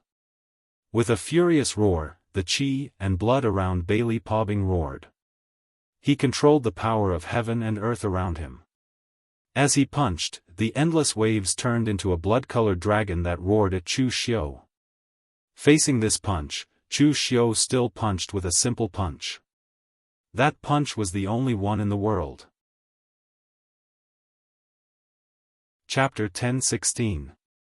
Using real fire to refine one's body, one would be able to stand shoulder to shoulder with the world without relying on the world itself.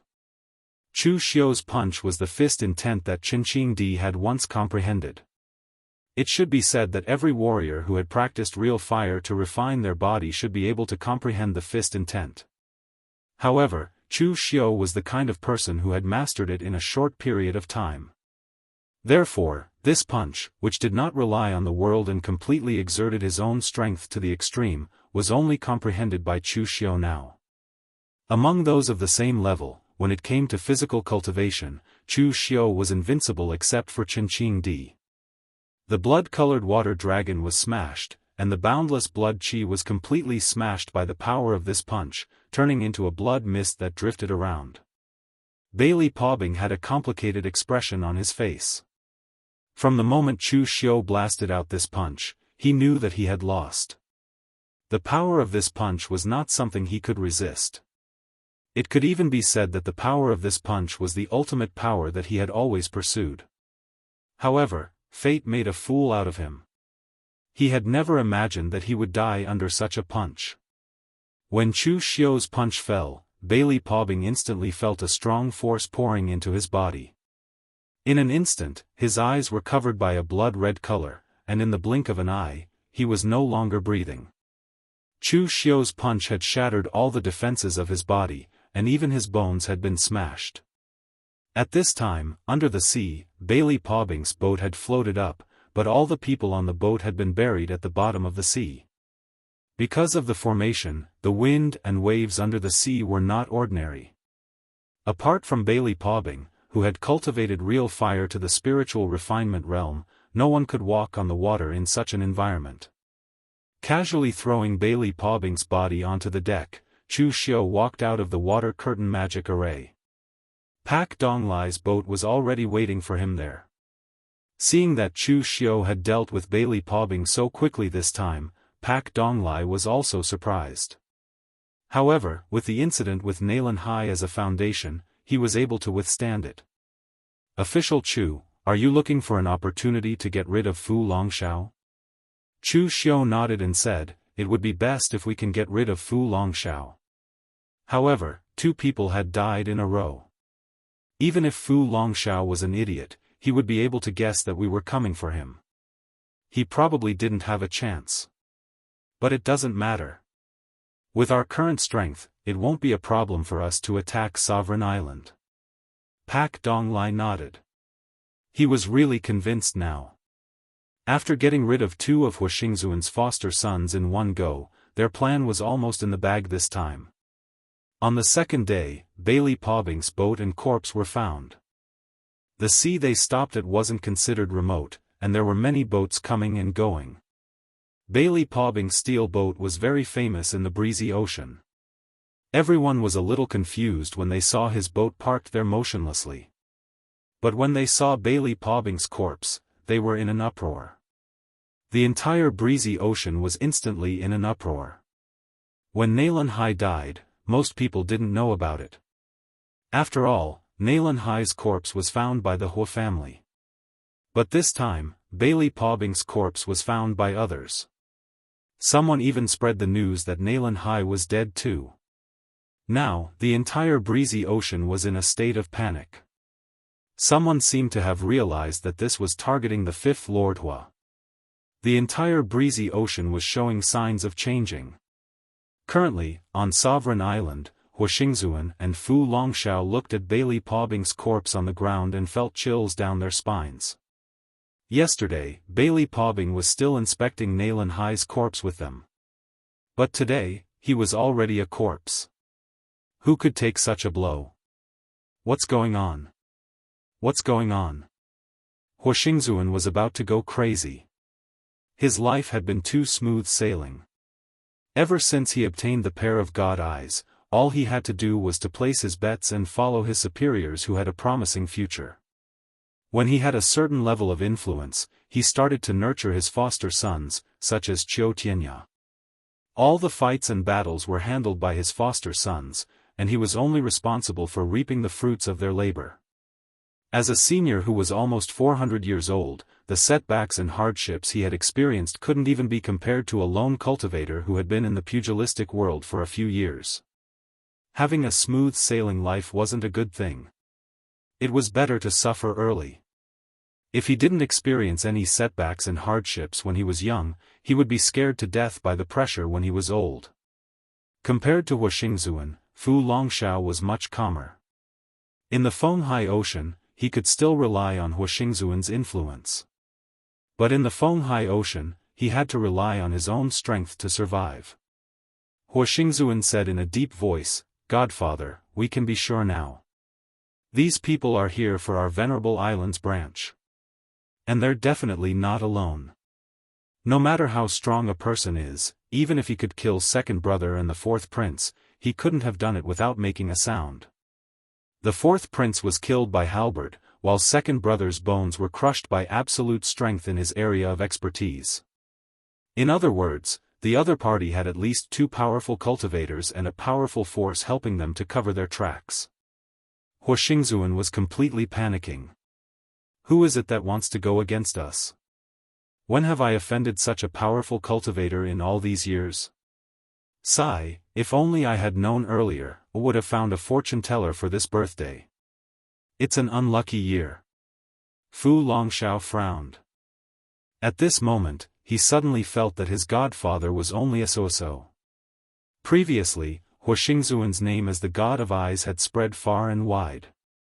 When Fu Longshao learned that he was Huixingzuan's godson, he was overjoyed and thought that he could finally make a name for himself. However, he neglected one point. He was able to achieve what he had today not because he was Huixingzuan's godson. Instead, it was their achievements that made Huixingzuan who he was today. However, Huixingzuan was simply too calm in the past. He was so calm that it was as if everything was under his control.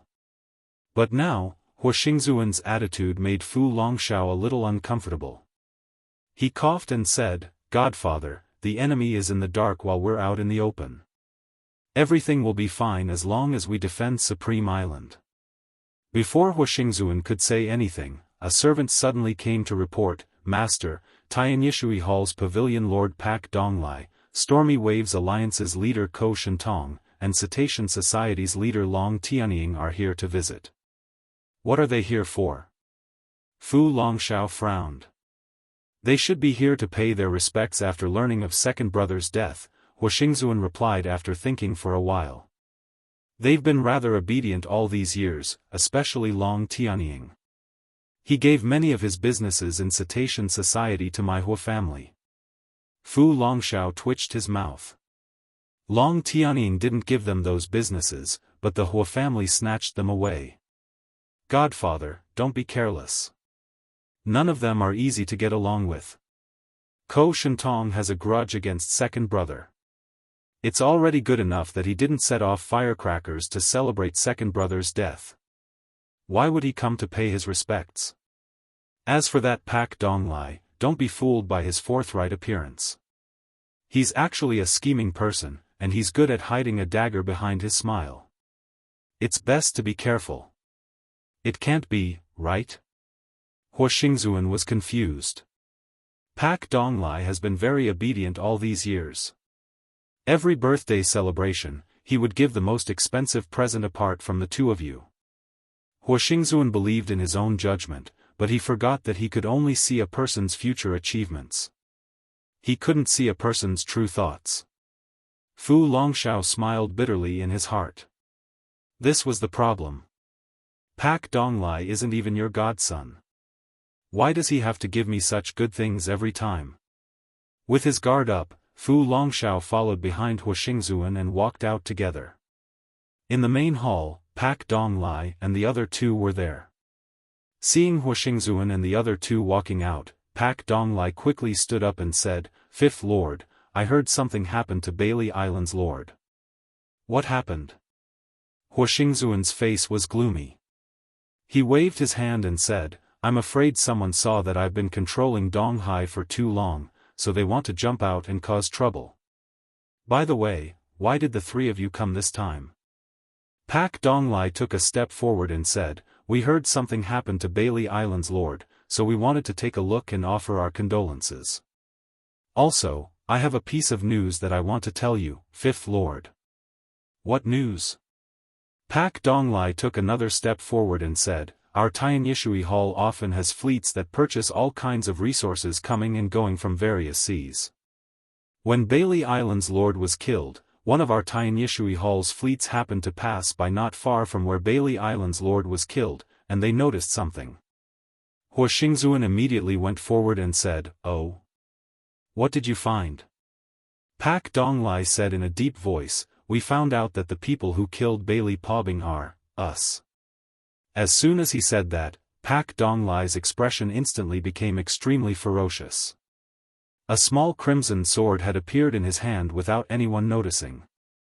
The small sword was only the length of a forearm, but it seemed to be made of magma. It was so hot that it was distorting the surrounding space. "Old fart, you know that you've controlled East Sea for too long. Since that's the case, you should be prepared to give up your position."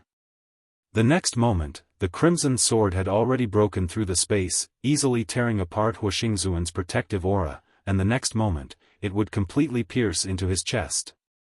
Even Fu Longshao couldn't react in time. Fu Longshao was in charge of the Blue Dragon Fleet, so he was naturally quite knowledgeable. Therefore, he could tell at a glance, just like Chu Xiu, that Pak Donglai was a schemer. He was definitely a smiling tiger, unlike how he appeared to be submissive on the surface. However, he didn't expect Pak Donglai to have the intention to kill Hua Xingzuan. He actually dared to do it on Paragon Island. When they were guessing who the murderer was, they didn't expect Pak Donglai to be one of them. It was too late to stop the attack. However, a pill suddenly appeared in front of Hua Xingzuan. That pill seemed to be made of gold and iron. Countless extremely sharp and resplendent sword chi burst out from it, and in an instant, it had already completely strangled the crimson sword.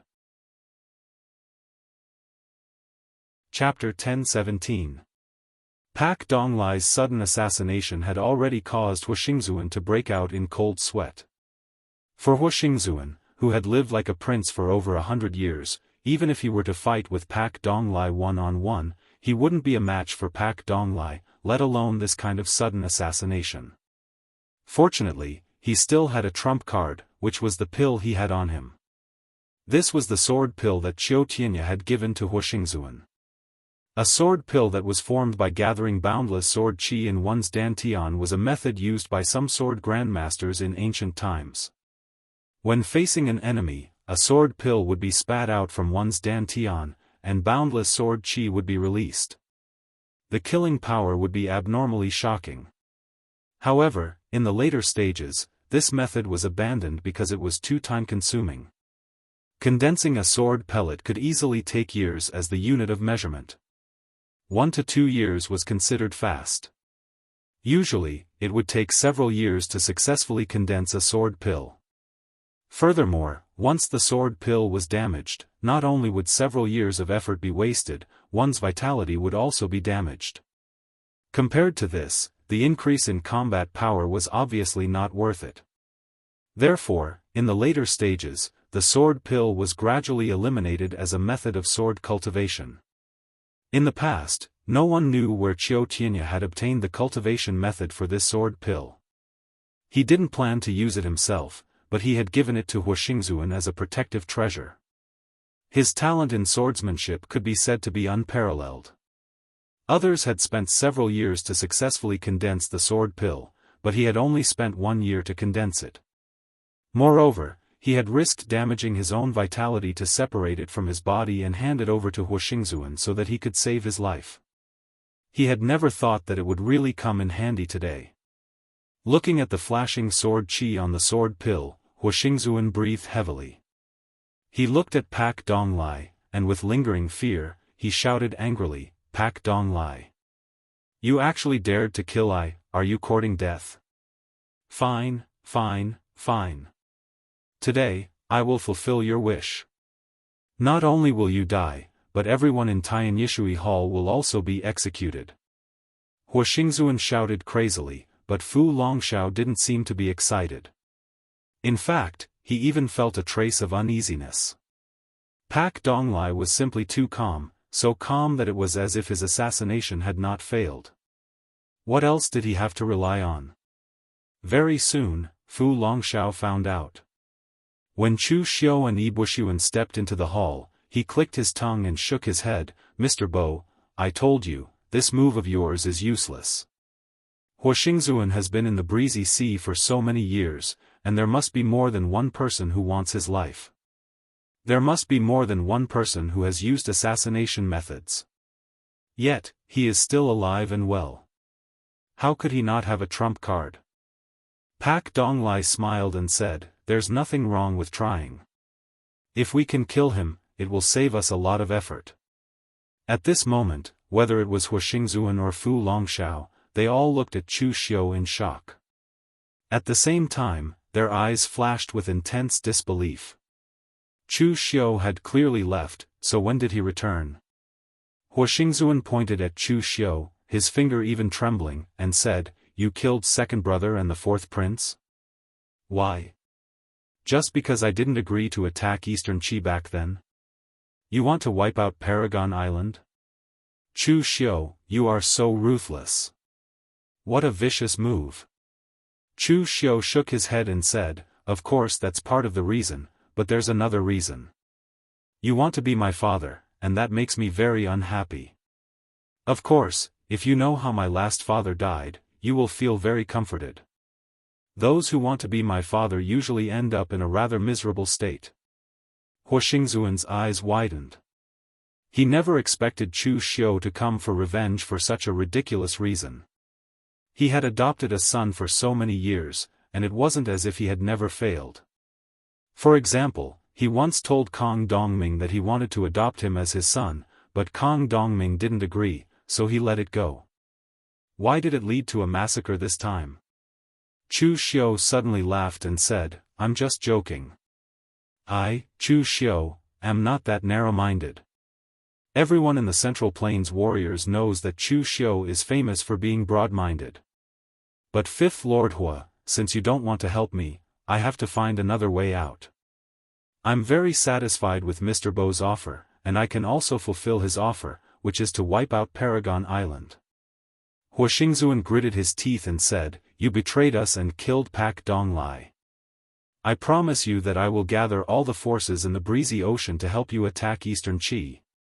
Hearing this, everyone, including Fu Longshao, couldn't help but look at Wuxia. Chu Xiu was stunned for a moment, then he laughed and said, Fifth Lord Hua, you're already a few hundred years old. Can you not be so naive? You've already killed half of your people, and you've even unsheathed your sword.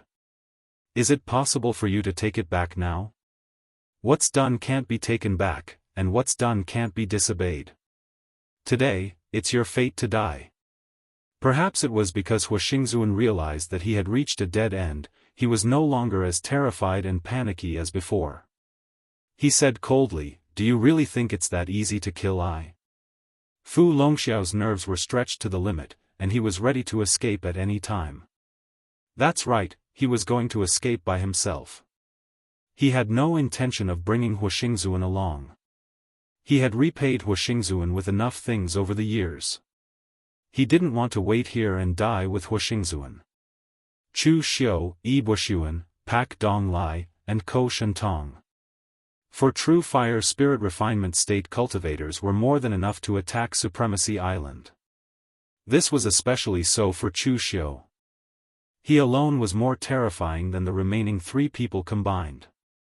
What could they use to fight? How could they continue fighting? Pak Dong Lai and Ko Shentong each took out a cylindrical object. They moved it lightly, and light pierced through the houses and shot into the sky. The fleets from Tianyishui Hall and the Stormy Tide Alliance that were lying in ambush were rushing over from all directions, ready to destroy Sovereign Island. Chu Xiu said in a deep voice, "Sword pellet? This thing is quite interesting. Leave it to me. The 3 of you, don't let Fu Longxiao escape." The expressions of everyone present were extremely relaxed. Things were almost in the bag now that things had developed to this point. Ko Shentong had a huge grudge against Sovereign Island's Hua family, so he charged towards Fu Longxiao with earth energy. Yi Buxuan and Pak Dong Lai walked to the back slowly, blocking any way that Fu Longxiao could dodge. Just as Fu Longxiao was about to fight to the death, Hua Xingzuan waved his hand as fast as he could. Blood splattered as he drew runes in the air. His speed was so fast that it was as if he had practiced it countless times.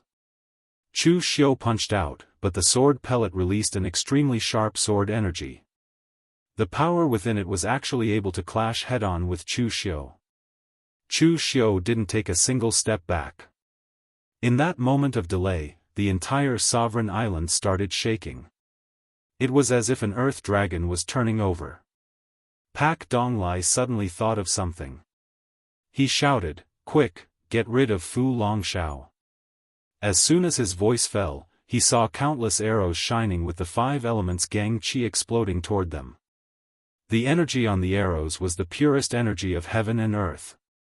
They also contained extremely pure power. Moreover, the arrowheads of the arrows were made with the material of divine weapons. Even Pak Dong Lai and the others wouldn't be able to withstand it for a long time. Just then, the 5th Lord Hua shouted, "Ing! Quick, attack! Kill him!" As soon as the 5th Lord Hua shouted, an arrow immediately shot towards Chu Xiu. However, the moment he saw the arrow, Chu Xiu's expression changed.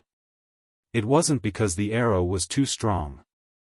Instead, it was because Chu Xiu was too familiar with it. The pitch-black arrow was infused with the power of nirvanic extermination. It was actually the Triple City Destruction Arrow. The flames around Chu Xiu burned intensely. He punched out and collided with the Triple City Destroying Arrow. With a loud bang, the flames of destruction immediately detonated the destructive power. In the past, Chu Xiu had always used this arrow to deal with others. However, when it was his turn to bear the power, he finally realized how overbearing the power of the Triple City Destroying Arrow was. One could only use pure power to counteract it. No other method could completely dissolve the destructive power. Just then, Chu Xiu also saw the appearance of the person who shot the Triple City Destroying Arrow. It was a tall, thin man dressed in a black robe from head to toe. Half of his face was covered by a black veil as he stood in a dark corner. However, his powerful demonic aura attracted everyone's attention, including Fu Longxiao. Although he had vaguely heard that his adoptive father seemed to have an adopted son protecting him in secret, this was the first time he had seen this person in person. His attack was so powerful that it was shocking. The man in black was the adopted son of the fifth Lord Hua, but he was also not. He was the shadow of the fifth Lord Hua, the shadow that had always been hiding in the dark. The other adopted sons had been found by Huixingzuan on his own initiative. Only Ying had been accidentally rescued by Huixingzuan. At that time, Ying was drifting on the sea and was rescued by Huixingzuan. However, Ying was already severely injured and did not even have long to live. Huixingzuan could see the light on his body flickering. It was obvious that he would become an expert in the future if he could survive. If he couldn't, there was nothing more to say. Although Huixingzuan had gathered many famous doctors to treat him, Ying's injuries still could not be healed. He had to ensure that he slept for a long time every day to preserve his lifespan. Therefore, he took the initiative to hibernate under the Supreme Island. From then on, he would protect the entire Supreme Island as Huixingzuan's shadow. Only Huixingzuan alone could wake him up with a secret technique. Every time Ying attacked, it would consume his little lifespan. All these years, everything had been smooth sailing for Huixingzuan. Even though he had some enemies, none of them could threaten his life. He did not expect to encounter a life-or-death situation when he used Ying's trump card for the first time. However, Chu Xiu did not care about Huixingzuan. Instead, he stared at Ying and asked, "Where did you get your triple city destroying arrow?" Chapter 10:18. The triple city extinguishing arrow, which was Dugu Weiwei's strongest killing move in the past, was now in the hands of an outsider. This made Chu Xiu very surprised, and even horrified. Wei Shuya had already said that Dugu Weiwei's inheritance was very little. The triple city extinguishing arrow was left behind by Dugu Weiwei in the illusion. As for the remaining martial techniques or powers related to Dugu Weiwei, it could be said that Chu Xiu had obtained them through various coincidences. In the end, someone had used the triple link city destruction arrow overseas. How could Chu Xiu not be astonished? That was because this involved a single matter. That was, whether or not they had found Dugu Weiwei's corpse. Whether Dugu Weiwei was dead or alive was important to others, but it was more important to Chu Xiu. This was related to who he, Chu Xiu, was.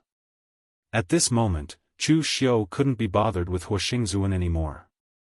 He only wanted to know from Ying where he obtained the triple city extinguishing arrow. At this moment, Huixingzuan shouted, "Ying! Kill him! Kill this bastard!" Although it was Huixingzuan who had saved Ying's life, even Huixingzuan could not figure out his background. He only needed to know that Ying was willing to be his shadow for life to repay him for saving his life. That was enough.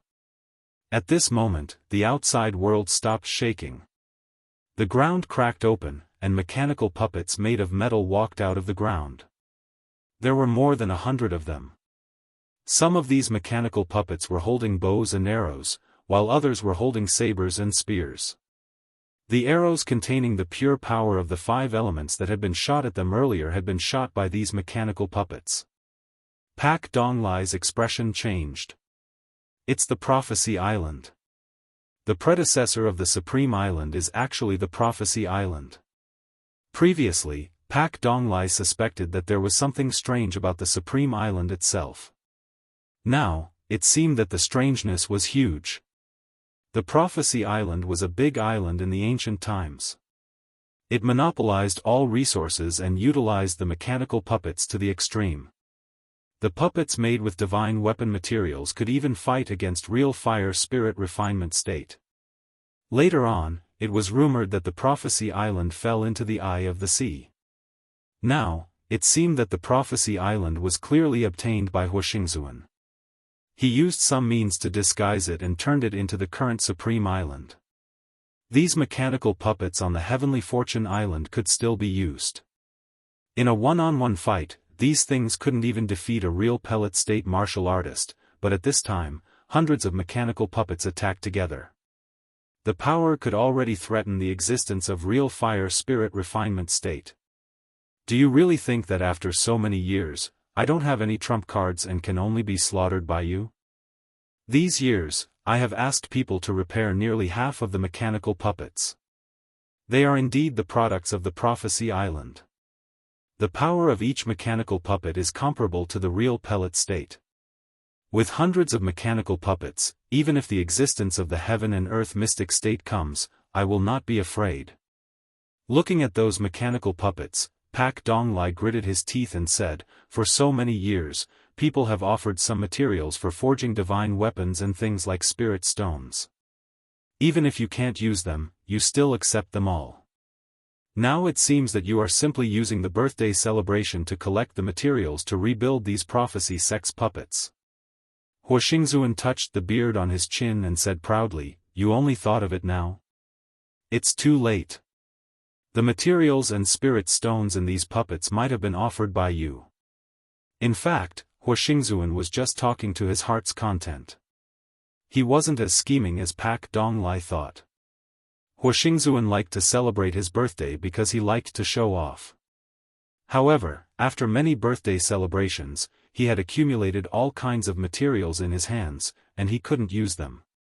So he remembered that there seemed to be a pile of scrap metal buried under his island.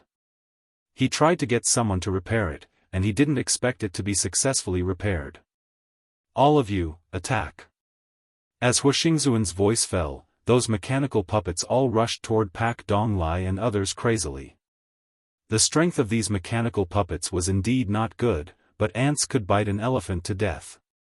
With so many mechanical puppets rushing together, it was not so easy to deal with. At this time, Chu Xiu had already begun to fight with the mysterious shadow. The other party was definitely a demonic cultivator. To be precise, all his inheritance came from the Kunlun devil cult. The aura of the other party and the martial arts he used were definitely the standard inheritors of the Kunlun devil cult. Compared to Chu Xiu, he was even more like a demonic cultivator than Chu Xiu. As Chu Xiu fought, he said, how on earth did you get your cultivation? What is your relationship with the Kunlun devil cult? Do you know who I am? I am the person who is in charge of the remnants of the Kunlun devil cult. Chu Xiu said so much, but the shadow seemed to not hear him. When he attacked, he was still extremely fierce and didn't hold back at all. Seeing this, Chu Xiu's eyes also showed a hint of coldness. Since he couldn't get an answer out of him, he would capture him first and then slowly interrogate him. Anyway, there were countless ways to torture him. At this moment, Chu Xiu no longer held back. The power of the heart demon began to suppress the power of the evil moon blade. As the slash descended with dense demonic energy, the blood moon in the sky twisted and devoured everything around it. But at this moment, the surging demonic aura around Obscurus condensed. As his palm fell, the giant demonic aura in the air seemed to tear the world apart. It directly grasped the blood moon in its hand and smashed it to the ground. Heavenly Demon Palm. Chu Xiu's eyes suddenly shrank. What the other party used was the Heavenly Demon Palm, an early martial art of Dugu Weiwei. In the primitive demon cave, Dugu Weiwei had once used this palm to smash the evil giant tree with human heads, leaving behind traces of the Heavenly Demon Palm. Chu Xiu saw it very clearly. He was absolutely not mistaken. But according to Lu Jianghe, Dugu Weiwei's Heavenly Demon Palm was only a martial art used by Dugu Weiwei in the early days. He only taught it to the heartless demon venerable. It should be impossible for others to use it. Now that Shadow had even used the Heavenly Demon Palm, it was obvious that he had a deep relationship with the Kunlun devil cult. Chu Xiu snorted coldly and the evil moon blade fell again. The void froze and time and space stagnated. The misty slash fell, instantly splitting everything in front of it and went straight for Shadow. The demon energy around Shadow surged. The powerful demon energy affected the surrounding power, forming a huge demon energy vortex. It directly tore the roof above. But under the power of Chu Xiu's misty slash, the demon energy vortex was forcibly torn apart, and the violent demon energy scattered in all directions. In the next moment, Chu Xiu's Devil Buddha Dharma avatar appeared around him. Half of the Mahavirokana Dharma avatar formed the colorless sealing palm imprint, and the other half of the Mahakala Heavenly Devil Dharma avatar appeared in the third eye on its head. Countless pitch-black flames of apocalypse gushed out and shrouded Ing. The Buddhist light suppressed and the world-extinguishing flames attacked. Under this kind of power, Shadow was directly wrapped in it, and his aura was suppressed to the extreme. Just as Chu Xiu was ready to take him down, the aura around Shadow became weaker and weaker. When that aura reached the extreme, a towering demon energy suddenly erupted. A demonic shadow appeared behind him. It was hazy and indistinct, like an ancient demon god. The strangest thing was that there was a pitch-black hole on the demon god's chest. It seemed to be boundless. As the demon god Shadow performed a hand seal, countless world-extinguishing flames were instantly enveloped and absorbed by the black hole on his chest. Shadow let out a long breath, and his aura became even weaker. When it came to power, there were really not many people in the world who were qualified to compare with Chu Xiu. It was the same for him. A demonic Qi longbow condensed, and the Triple City Annihilation arrow shot out explosively towards Chu Xiu. Chu Xiu's eyes narrowed.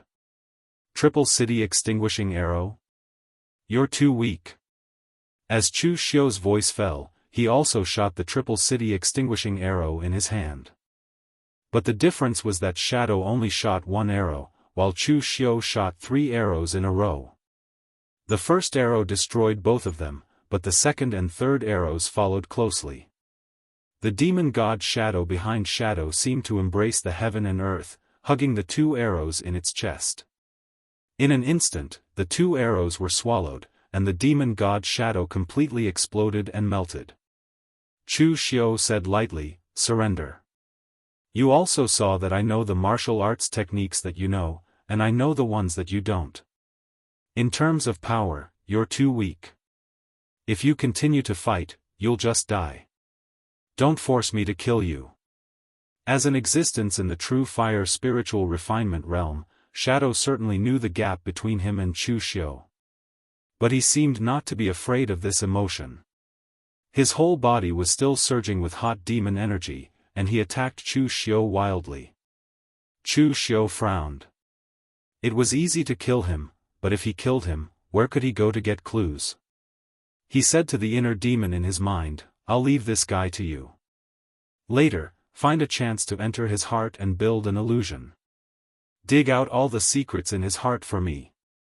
This time, the inner demon hesitated and said, "I'll try my best." Chu Xiu frowned and said, "Last time when you dealt with Kuang Xieyue, didn't you easily dig out the deepest pain in his heart?" The inner demon made a helpless expression and said, "You humans are the most complicated existence. The strength of the state of mind is not based on personal strength, but on one's heart. For a person with a strong state of mind, even if he is just an ordinary person, I can't do anything to him. But for a person with a weak state of mind, or someone with obvious flaws, even if he is in the mysterious realm of heaven and earth, he will be unable to extricate himself." Last time, the flaw in Kuang Xieyue's state of mind was too big, so big that it could affect his performance. Looking at this guy's performance, I can tell that he is definitely a person with an extremely tough state of mind. I'm not sure if I can succeed. You must succeed. Otherwise, why would I keep a useless person by my side? Why don't I throw him to Master Yuan Ji and the others to study slowly? After saying that, Chu Xiu didn't care about the inner demon's protest and rushed towards Obscurus. Although the inner demon secretly cursed Chu Xiu for being shameless, he had to prepare to attack at any time. He was not a human, but he understood the human heart better than anyone else. What Chu Xiu said was not a threat. He could really do such a thing. Chapter 10:19. Chu Xiu's strength was much stronger than that of Obscurus. If Chu Xiu really wanted to kill him, a single saber intent of the shattering technique would be enough to slice him into 2. However, compared to Huixingzuan and the messy fights in the East Sea, the news about Dugu Weiwei was more important. It could be said that this was the only time that Chu Xiu was serious since he came to the East Sea. Putting away the evil moon blade, Chu Xiu's body was surrounded by Buddha's light. The Mahavairokkana made a Buddhist seal and suppressed Obscurus with a strong and overbearing Buddhist power. Obscurus kept struggling as if he was not afraid of death. He desperately tried to kill Chu Xiu. But at this moment, the power of the heart demon had already penetrated into Obscurus's body during the fight. For a moment, Obscurus was stunned. He touched his head and seemed to remember many things. He did not belong to the Breezy Sea, but was a member of the Fenghai Sea. He was one of the few rogue cultivators in the Fenghai Sea. In a tsunami, the ship that he and a few of his best friends were on was completely destroyed. They used all their strength to walk on the water. Although they rushed out of the tsunami, they lost their way.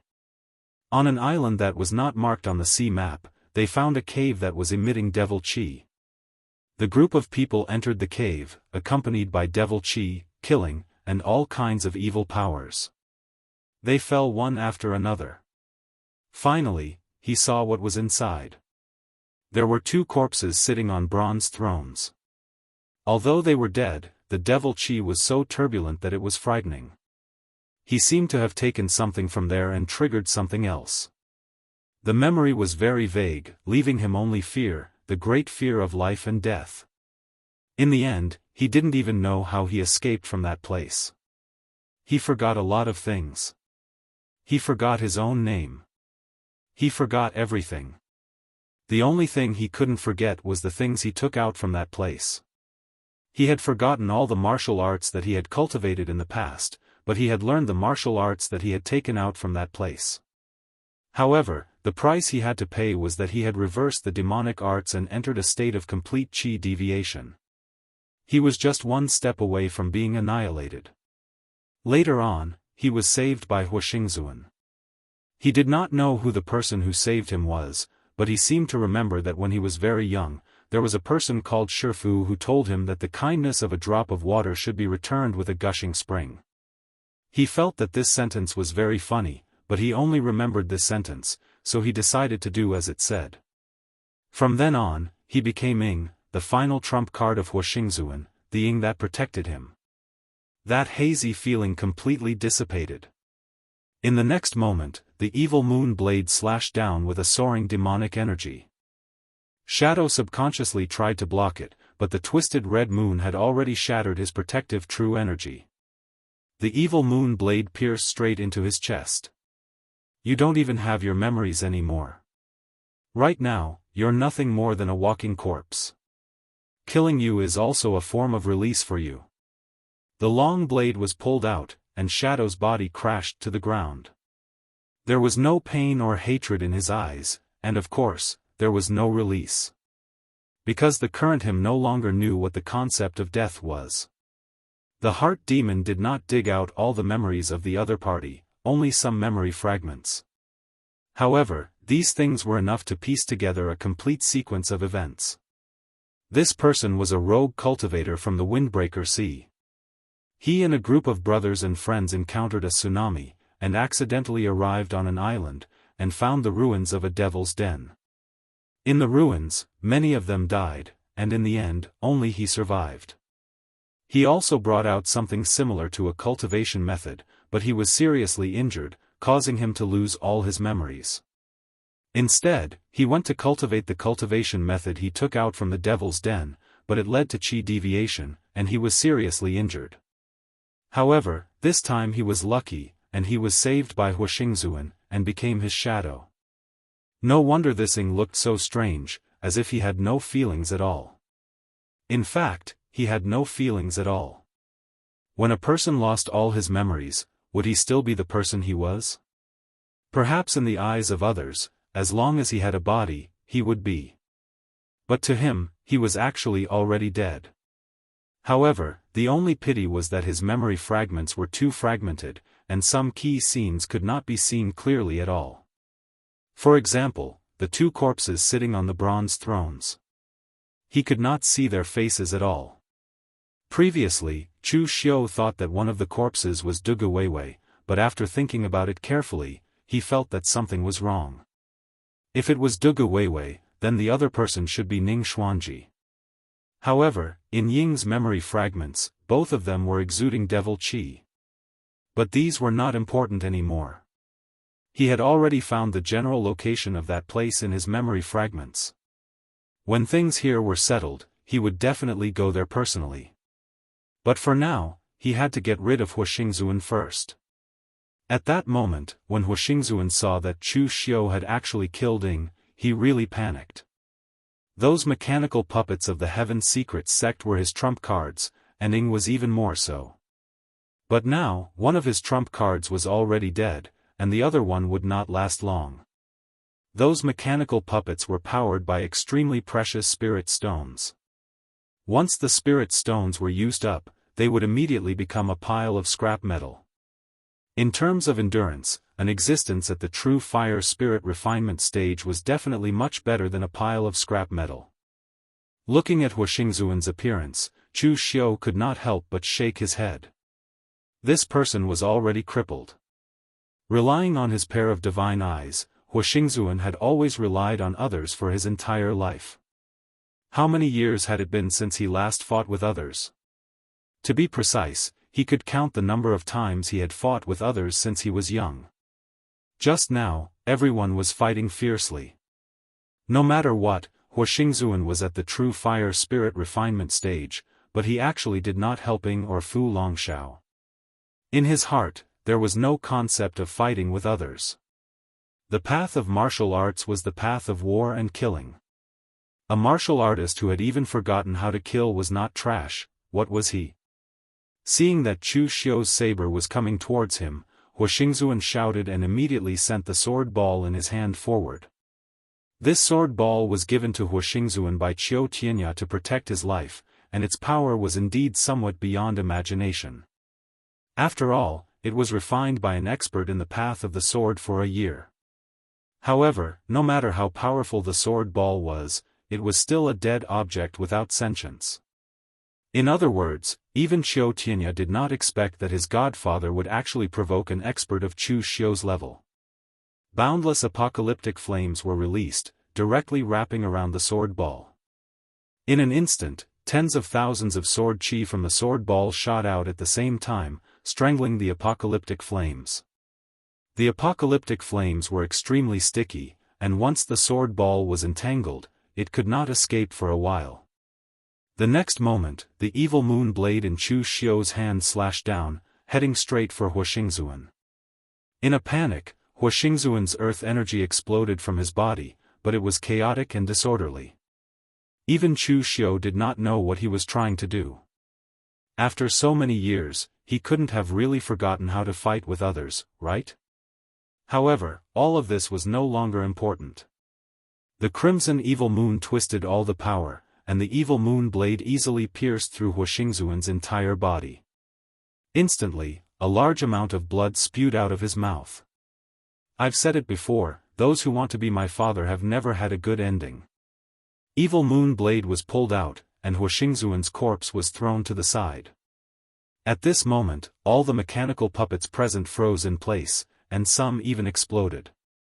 Back when he was repairing these mechanical puppets, Huixingzuan still had some tricks up his sleeves.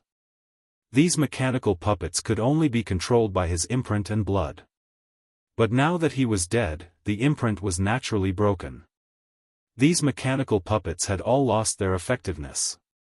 Fu Longxiao's expression changed, but it was already too late. Pak Donglai, Ko Shentong, and Yi Buxiuan attacked together. With the sudden explosion, Fu Longxiao did not even have the time to burn his blood essence before he was killed on the spot. The important figures on Supreme Island were all dead. What was left were the useless martial artists from the Hu family. Pak Donglai was still in a daze. His plan actually succeeded just like that?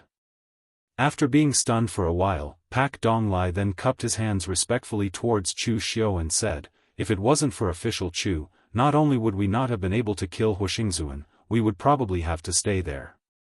Official Chu definitely played a huge role in this success.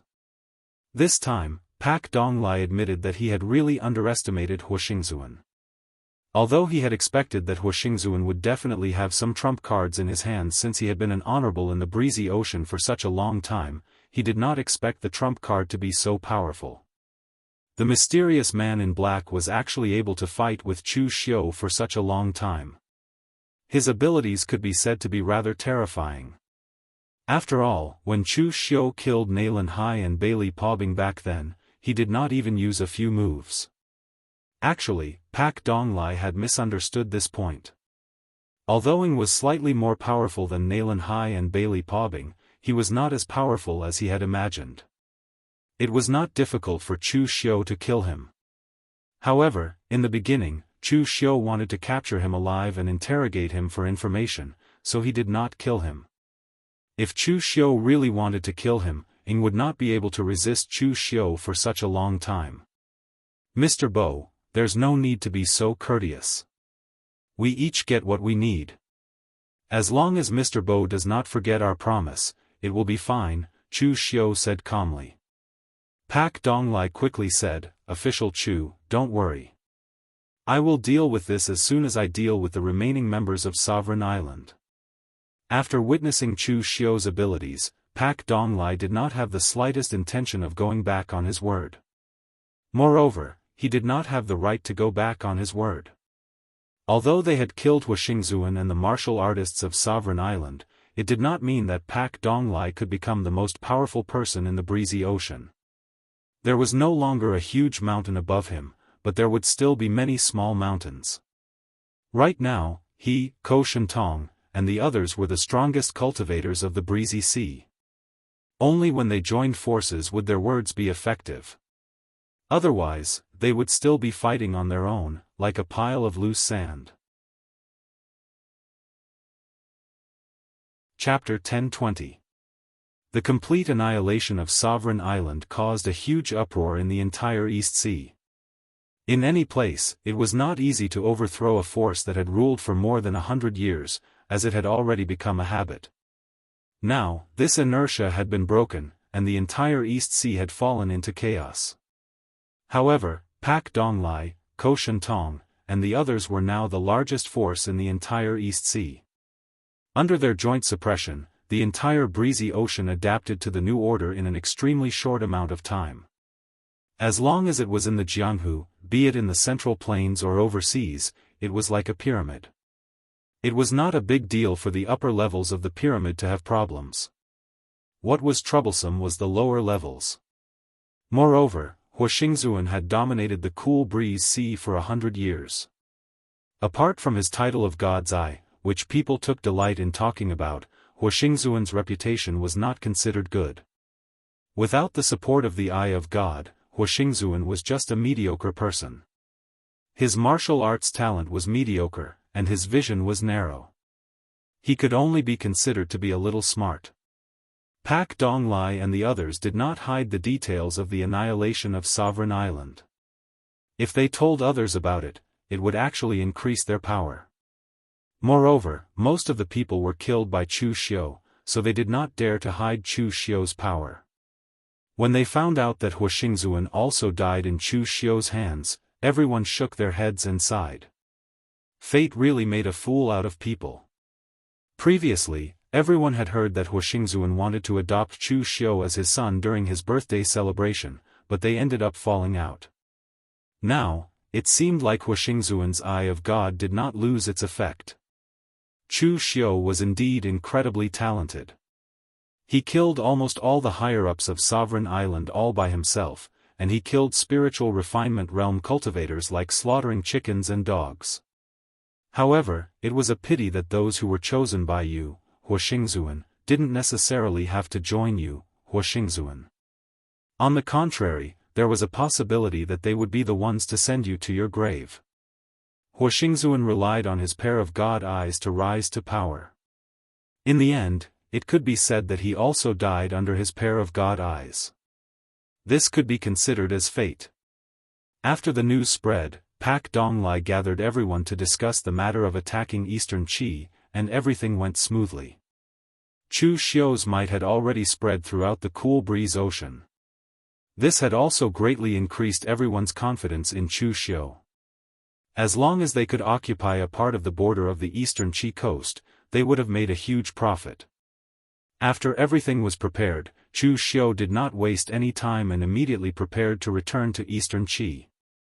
Before leaving, Pak Donglai and the others personally came to see Chu Xiu off. Official Chu, don't worry. The forces in the East Sea have begun to gather.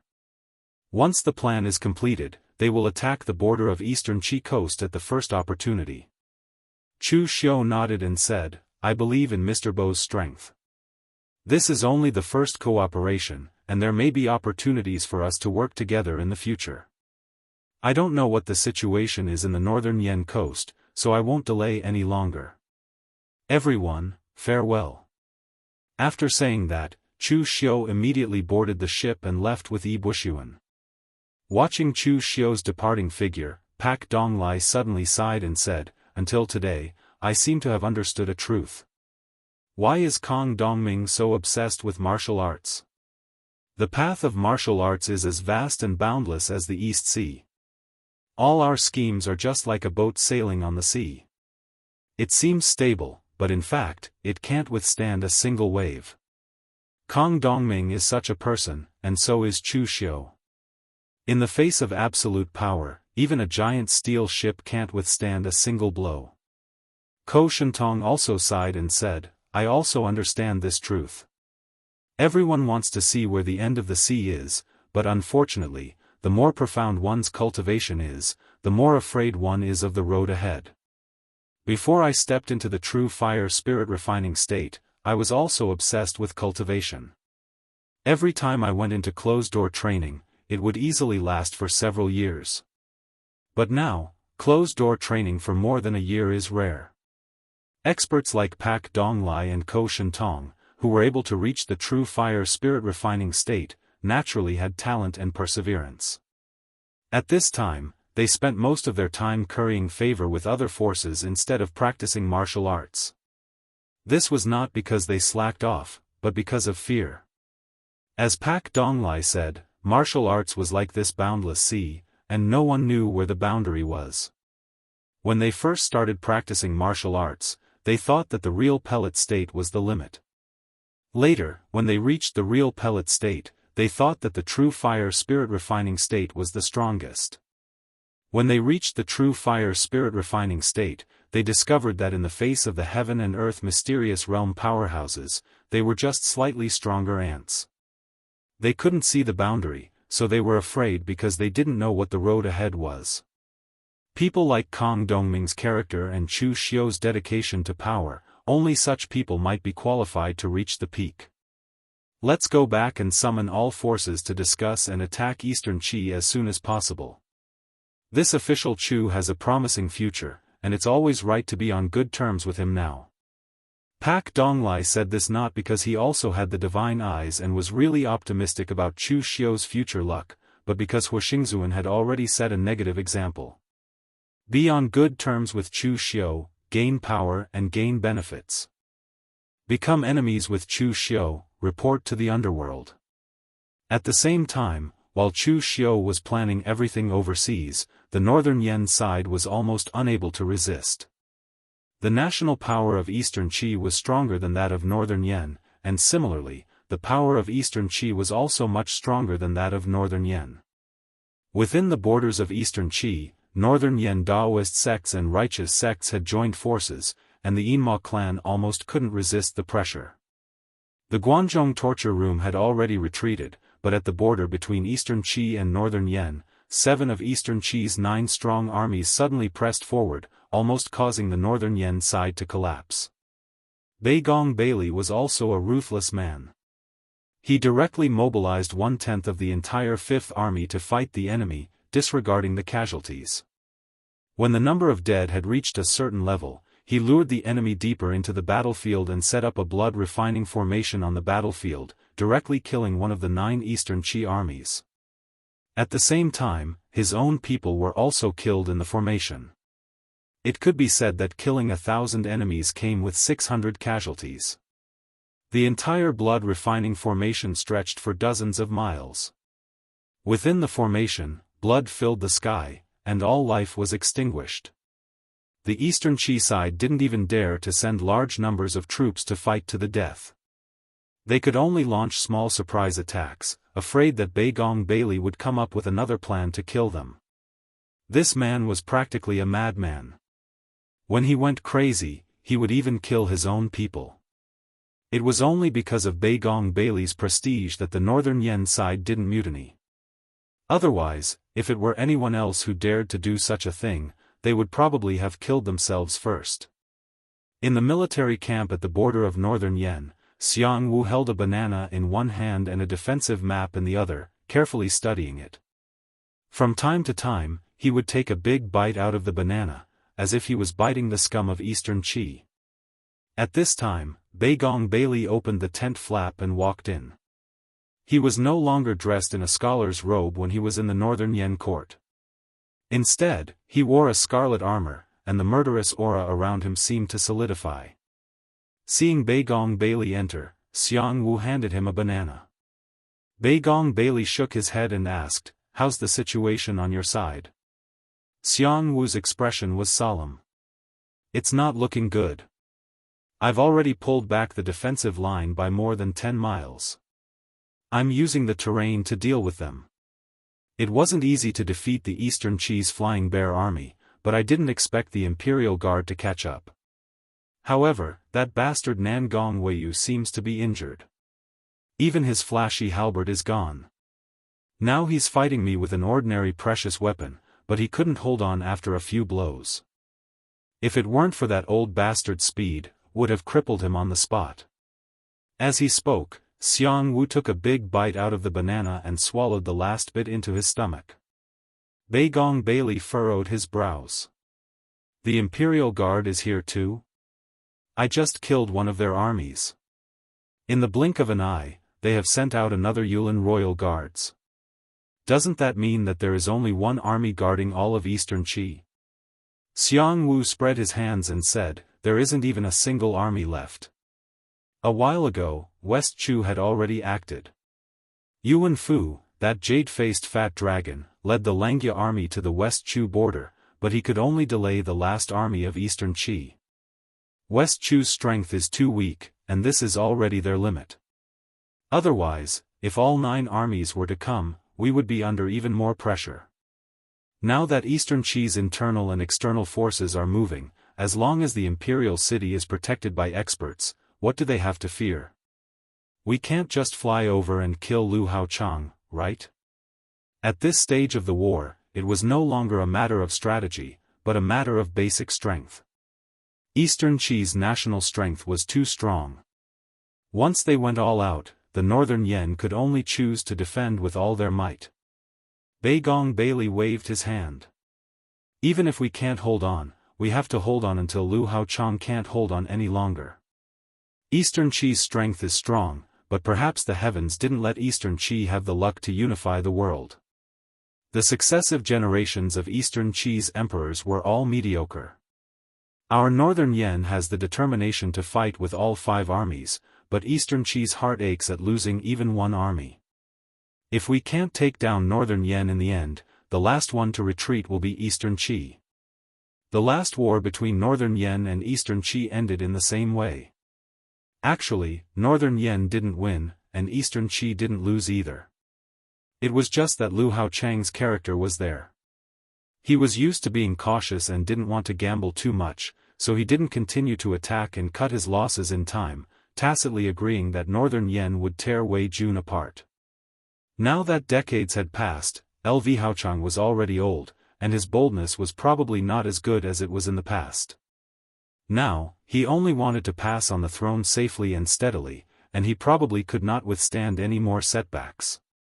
Jianghu looked to the east, a rare look of worry on his face. "We can still hold on for a while, but Wei Jun will have to face the entire Eastern Qi's righteous martial world, and the attack of Jiangshan Pavilion. I don't know if they can hold on. Speaking of which, where did Chu Xiu go? Can he be more reliable? He disappeared at the critical moment. I won't treat him to bananas next time." Chapter 1021. Jianghu had said that the situation in Wei County was terrible, and it was even worse than what he had said. Wei County was now called Wei Country. Jiangshan Pavilion's newly established Wei Country took the lead and recruited all the warriors in Wei County as the vanguard to attack.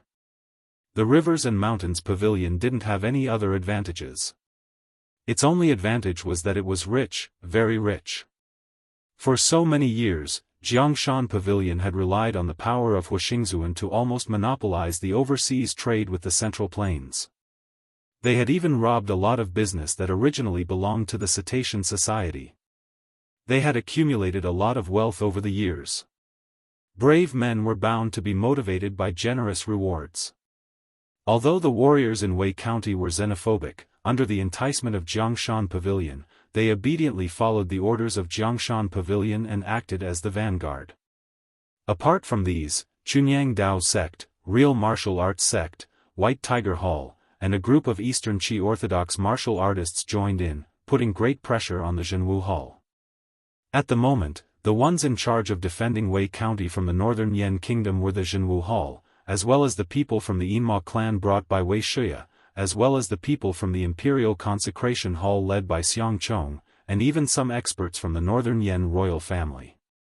Although the number of people gathered in Wei County was not as many as at the border, they were all high-level warriors, and the fight was fierce. Most importantly, at the border, Beigong Bailey could still rely on his ruthless strategy and arrangement of troops to restrain Eastern Qi. Over at Wei County, at this point, no matter what strategy you had, it would be useless. It was all about strength. At this time, in a small town near Mount Shangmang in Wei County, Wei Shuya and the others were all there, but they did not look well. Almost all of them were injured. There was still Shangmang Mountain between the Wei County and the eastern Yan region of the northern Yan Kingdom. They had already fought once before, and the result was that the northern Yan Kingdom was defeated and lost Shangmang Mountain. They were forced to the eastern Yan region. In the last battle, Ling Yunzi of the Chunyang Dao sect had attacked directly. The power of the heaven and earth mysterious realm was simply invincible. Although Shang Tianliang's comprehension ability wasn't bad, and his cultivation was already comparable to Ling Yunzi's, his combat strength was still a level lower than Ling Yunzi's. It wasn't because of his own strength, but because of external forces.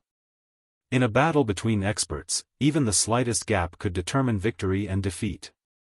Shi Yunzi had activated the pure yang divine weapon with his blood essence, and Yun Mengzi had taught Ling Yunzi a secret magic that had been lost in Chunyang Dao sect for a long time, which allowed him to activate the mark on the pure yang divine weapon and defeat Shang Tianliang. At the same time, Wei Shuya and the others began to fight with the warriors from Jiangshan Pavilion, Chunyang Dao sect, True Martial sect, White Tiger Hall, and the Northern Yan Righteous Martial Arts World. This group of people originally had a large number of people. Even on the side of the Righteous Martial Arts World, several hidden rogue cultivators had been invited. They were all experts of the true fire spiritual cultivation realm. In terms of high-end combat strength, they also crushed the people from the Jianghu Hall. The people from the Jianghu Hall were almost forced to retreat in defeat.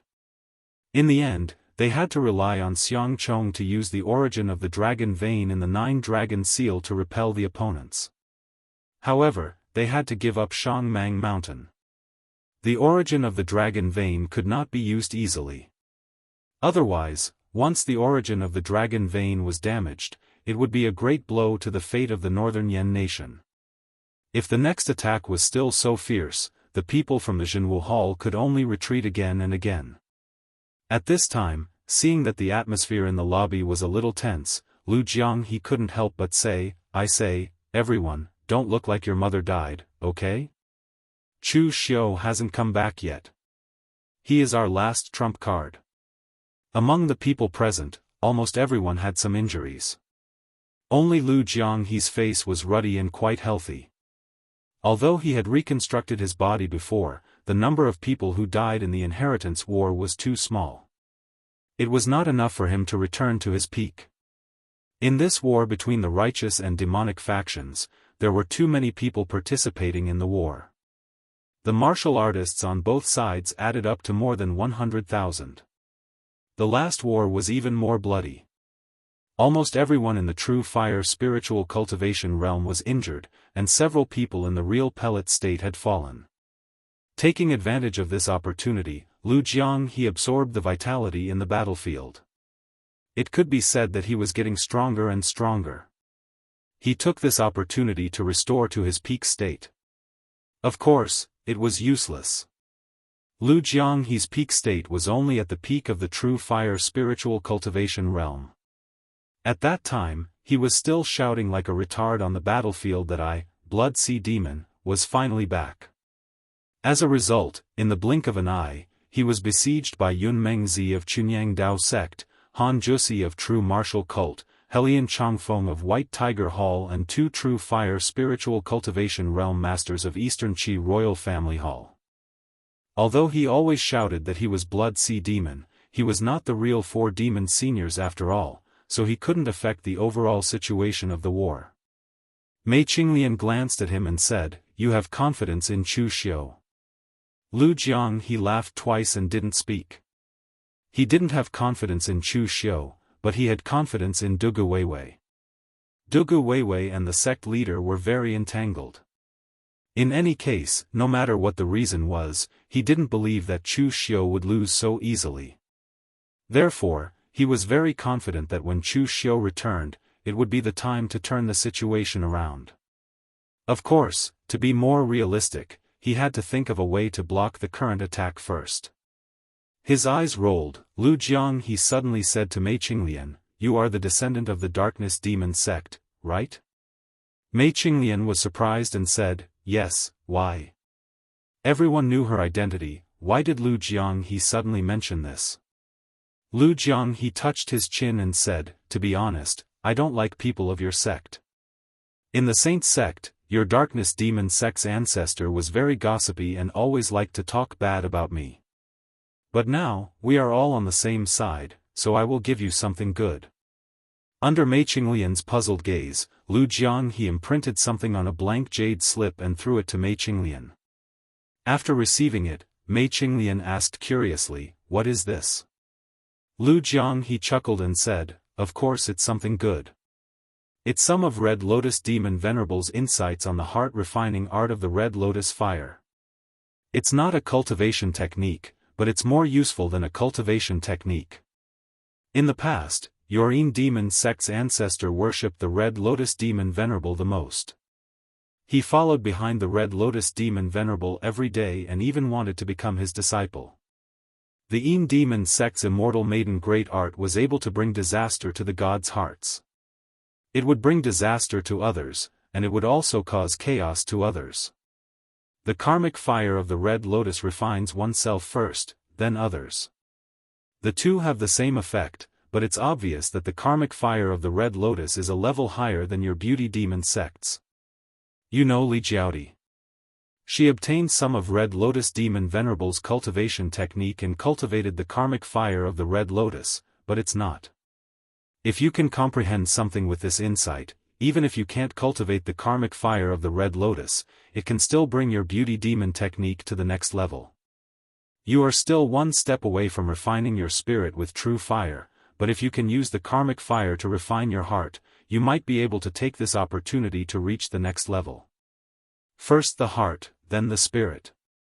Before Mei Qinglian could calm down, Lu Jianghu turned his gaze to Lu Fengxian and said, "You're cultivating the 9 heavens fiend golden body of the ancient demonic god Lu Wenho. That brat Chu Xiu is also cultivating this cultivation technique.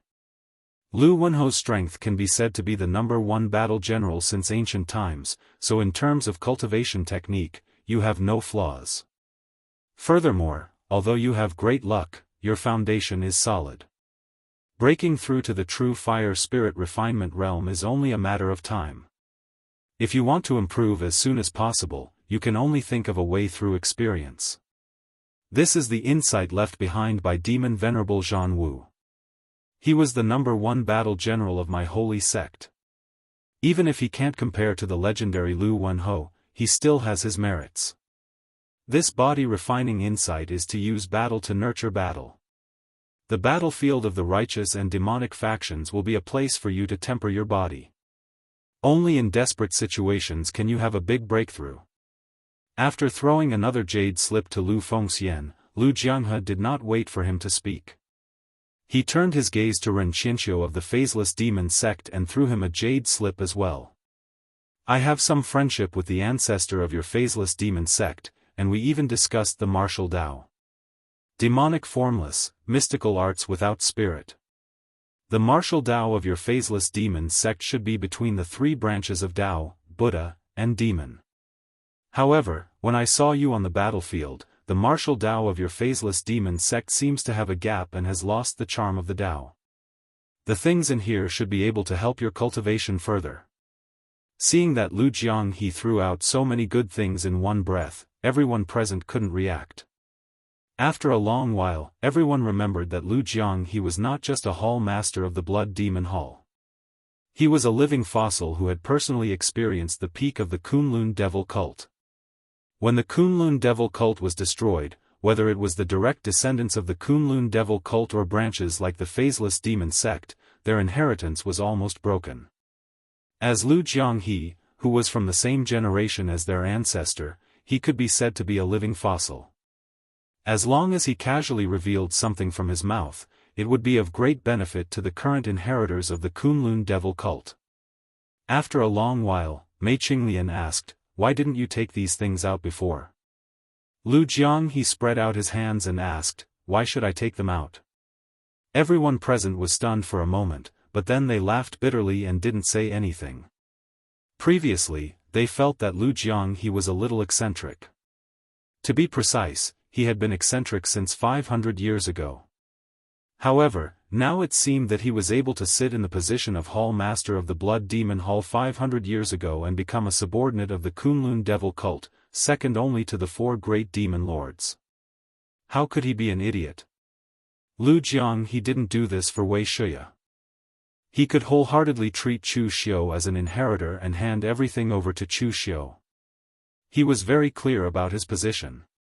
To be precise, he helped Chu Xiu in exchange for benefits.